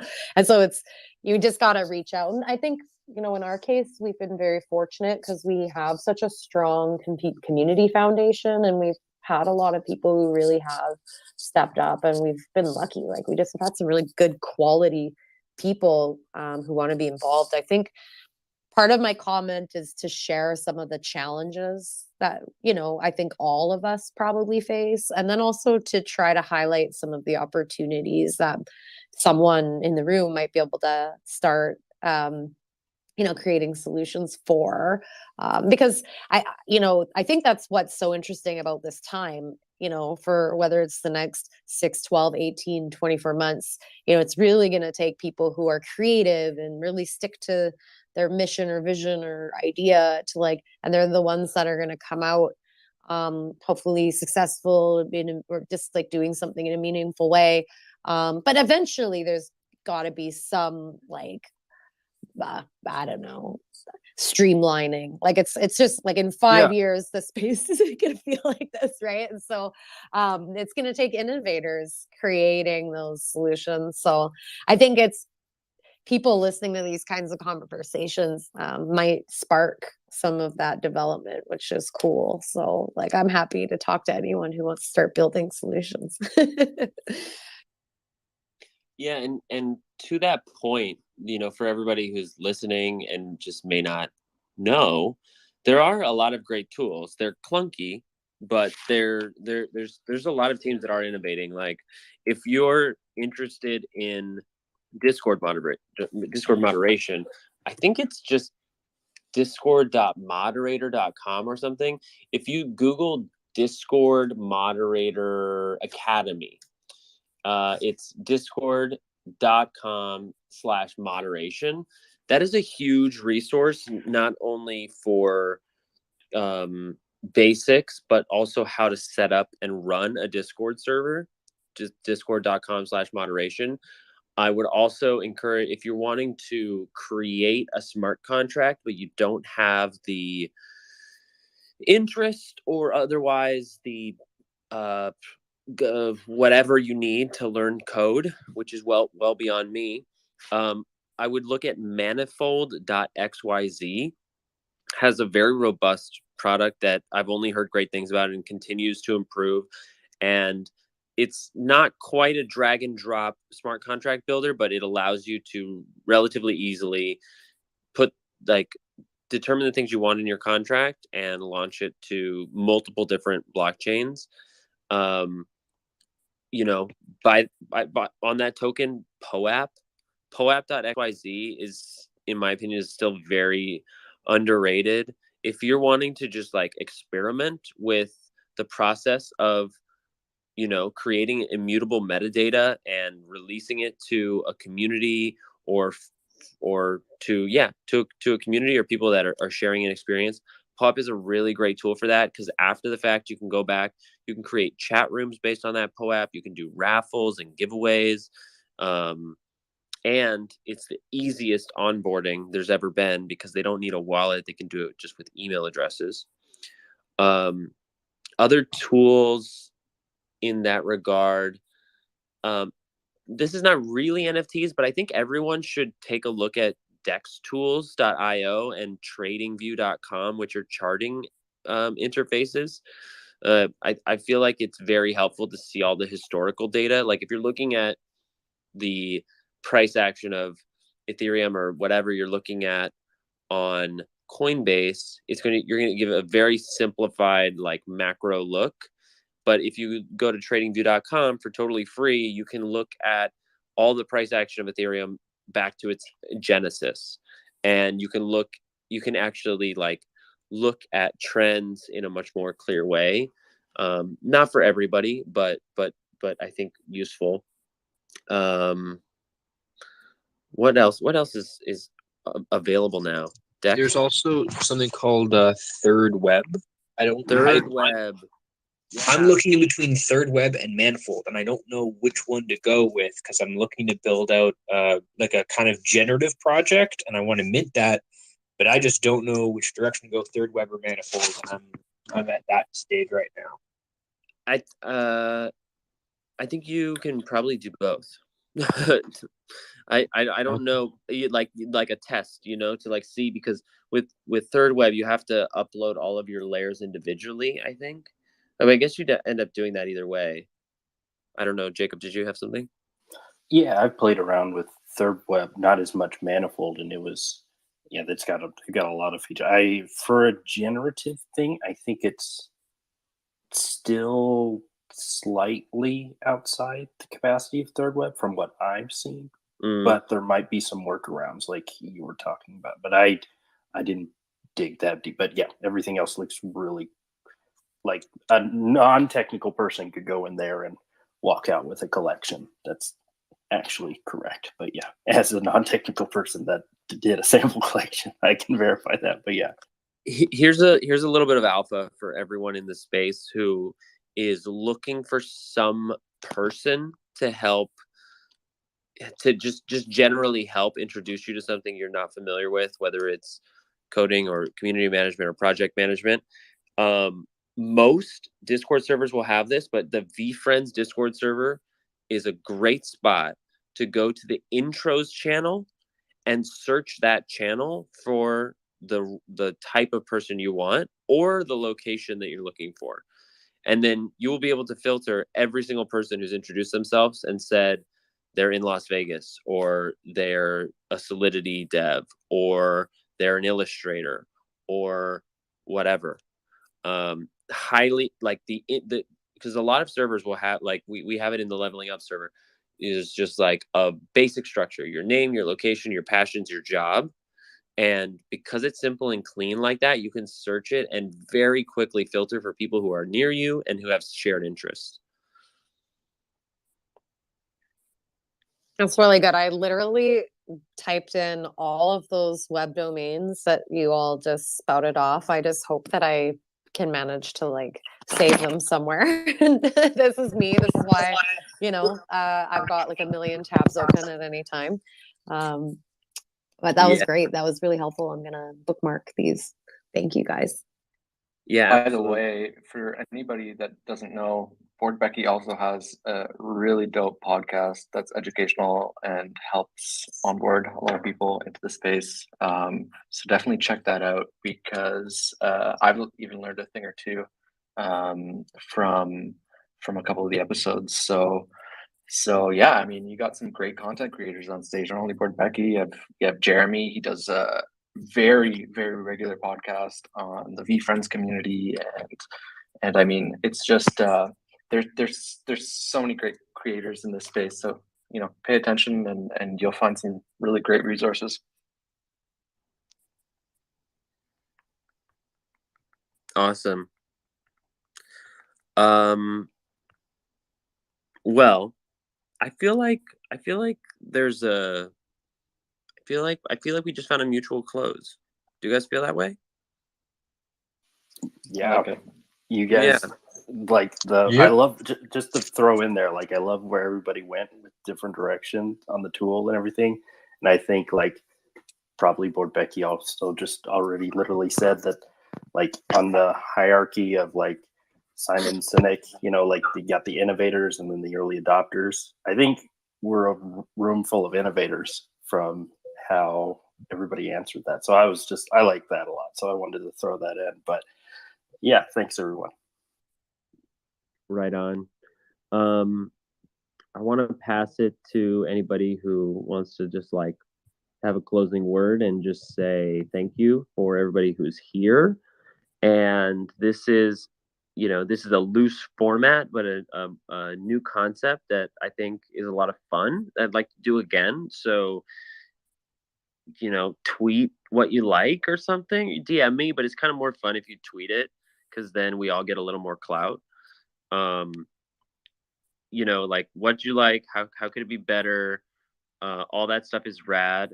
We've got dozens of creators in the VeeFriends space to go through, and I would actually, just thinking a few months out, I would love it if this became a regular show and we could expect like VeeFriend creators in the space to make like cool announcements in a regular show like this, or follow up on announcements they did in their own spaces.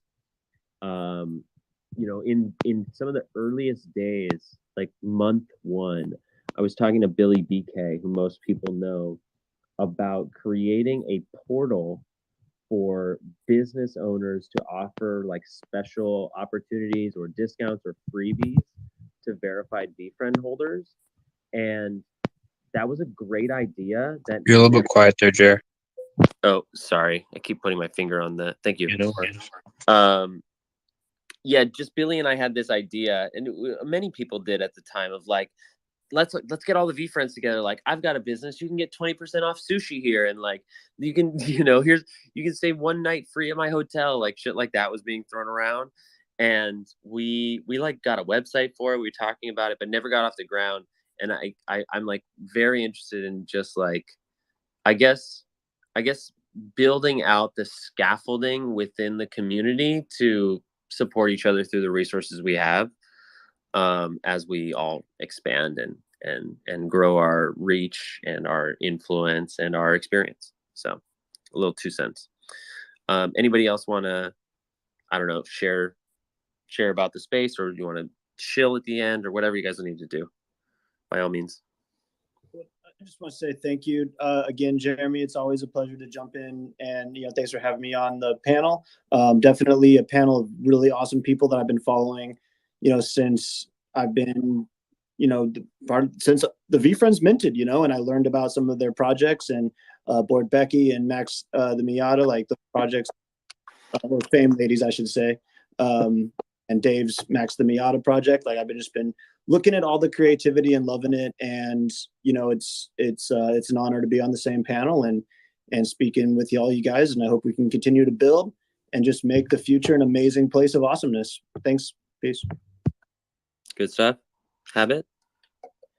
Yeah, I just want to make a call to everyone in the audience, especially who's not a speaker here, that if any of the speakers or projects talked about up here catch your eye, or you feel like you vibe with them, to like please reach out to anyone, because building these friendships and connections now will compound for years and years down the line, and people get scared and think their DMs are going to get ignored, where a lot of the time they get answered or read. So please take that chance. If something interests you even a little, reach out to whoever it was up here that was talking about it. Yeah, absolutely. And by that same token, like, follow the people around you in the space, like not just the speakers, like follow everyone that your profile picture is touching. I love that. Just for myself, I just want to say thank you to you guys for hosting this space. It's pretty amazing. I'm always like trying to catch up on all these spaces, and I love it.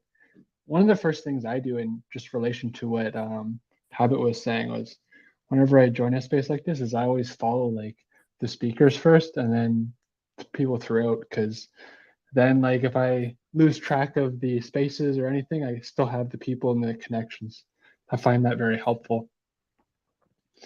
And I just find it so amazing too that so many creators have like spun out of VeeFriends community, and like even myself, I'm trying to figure out ways to grow in that area too. I'm a videographer, and actually just the past half hour I've been trying to figure out my own collection that I'm working on. So yeah, I'm trying to figure it all out, but I love all the resources that you guys always post, and I'm so grateful for it.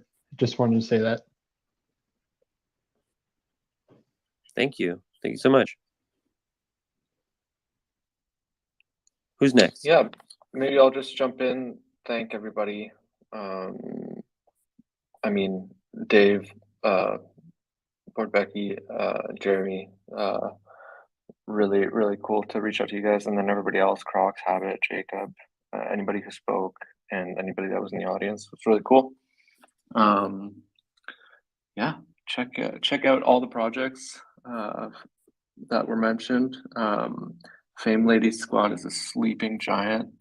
I'm so excited for what's about to come there. So bit of alpha maybe. Definitely check out Atticus as well. Been building that for about 6 months, and so things are starting to accelerate, and it's getting really excited too. And check out VDAO and Jeremy's projects and everybody's stuff. I mean, I'm definitely going to check out Max Machado's game after this. So good stuff. Oh yeah, and don't forget the allow list code that I gave in one of the earlier tweets that were posted is Audacity. I think there's a couple of spots left. Nice. Jeremy, I want to make one more ask before we close the room. I'm looking right now for someone to help with strategic partnerships, creating strategic partnerships for my NFT or marketing and social media, like strategizing and post creative. So if any of those speak to you, please DM me. Nice. Cool. Star, I know you jumped up. Eric, did you want to share something? Did you want to? Tell me what you want, what you really, really want. I'm getting silly now. All right. I think Eric's probably disposed. Dave, take it away. You know, I want to say, obviously, I'm honored to be here with everybody here, not just the speakers, but everybody who's here listening. And this community is awesome. Like someone else said, like so much of this creativity came from the VeeFriends, you know, early days, and it's just amazing to see how everybody's kind of taken their path. And you know, one of the things that I said before was, you know, I really, really appreciate being here in the beginning last year, and that's something that I feel like was just a once in a lifetime opportunity. But one thing I want to tell everybody who's a creator or, you know, thinking about creating their own work is that take advantage of where we are still. We're so early. And, you know, as someone who went through Web 1.0 and 2.0, I think one of the things that like I've seen as technology evolves and matures is that these structures solidify over time. Like the way we interact with a website, the way we interact with an app, the way we interact with a smartphone even. So many of these things are cemented over time through our behaviors, through our, you know, through our habits, and these things take time. So you don't want to kind of catch, if you have an idea and you're creative, I implore you to start exploring now before these things get cemented over time. Not because it's going to be not your time down the road, but this is a really interesting time where you will be given that freedom to try all these different things. Nobody's got any idea how it's going to turn out, you know. And I remember like one specific example is like web designers, so like website designers. In the very beginning was just like all HTML, and like we didn't even know where buttons are supposed to go. There was no like best practices. Over time, websites have become like, okay, the menu is going to be on top left corner, top right corner is going to be a drop down. You know, everybody says like about us, and every, you know, like there's this kind of like familiarity that we have with what websites are supposed to look like. And so as things solidify, your kind of like creative boundaries get harder to cross. And I hope it makes sense the way I'm saying it, but you know, NFT is still so open, still so new. If you are creative, like don't be afraid to try something new. Don't be afraid to fail. Like, and then that's one of the things like I share with my own community in the beginning, where I was trying all these different formats with my NFT drops, is, you know, if I could fail or mess up or don't know what I'm doing, but I'm just like throwing something against the wall, you know, and trying and failing, then at least I would set like the low standard for everybody. Like that's how I went into it. And I was thinking like, well, if I mess up, then it gives everybody else permission to also mess up. So that's one of the things like I hope everybody who's listening to have that kind of takeaway is, if you're creative or you can be part of a creative project or creative team, and you're interested in NFT, don't wait, like do it now. You know, if you have the resources, you have the time and the energy, of course, to do it, to jump in and try it, and just you know, again, like someone else said, reach out. We're always, you know, available. Like if the first person doesn't answer you, ask the second person. Don't be afraid to just keep asking. This is like one of the best communities out there, and you know, and I hope we all help encourage each other and support one another in pursuing our kind of creative journeys. Word up, bless up. Didn't mean to minimize that. That was very inspirational, Dave. Becky, will you close us out? Yeah, I mean, I really appreciate what was just said. I think going from knowing nothing about NFTs in May to being where I am now, I'm just like super inspired and optimistic. And I saw a lot of the people who emerged as leaders in Web2 kind of from more as an observer. And I kind of years later realized like the people that ended up being spotlit, like having the spotlight, were really people who just raised their hands and got involved and didn't necessarily know how to navigate the space. They just figured it out, and some were better than others. Some people got a lot of accolades, even though maybe they weren't even the best. This is the fun time. This is what's so fun about such a new environment, is that there's a lot of opportunity even for the wrong people.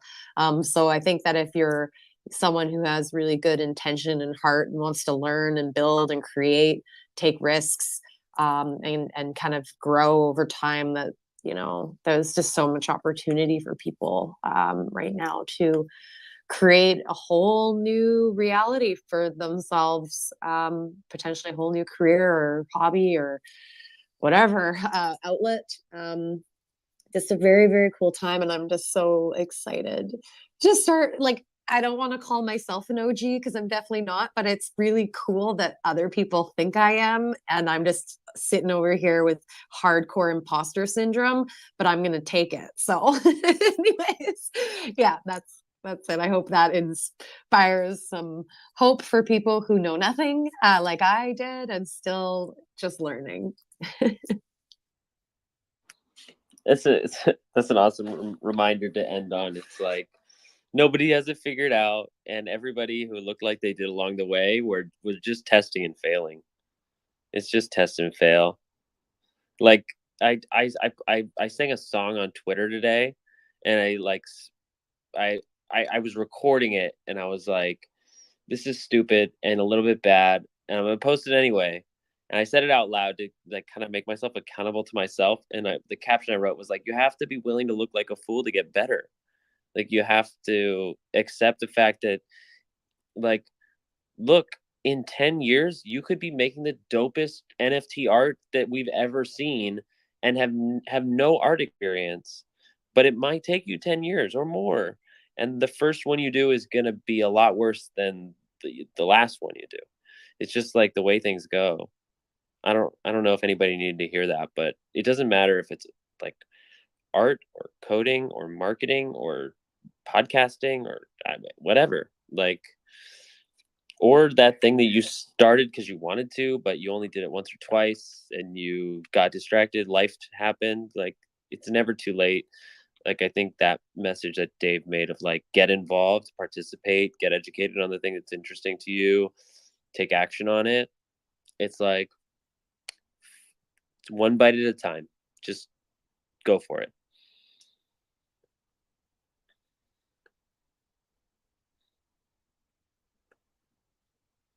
This was awesome. This is so fun. Well, I'm gonna play us out.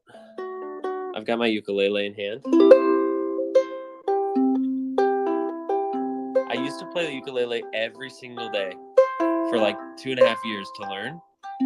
And I like, for some reason, I didn't play during the pandemic. I like was depressed and shit. So I picked it up today. So I'll play everybody out. Thank you for being here. Thank you, everybody. Thank you, Jeremy. Thank you, Octopad. We'll do it again soon. You guys were great. This is a great show. I'm hyped. I might just fuck around and mint an NFT tonight. Why not? Just kidding. But maybe am I kidding? I don't know.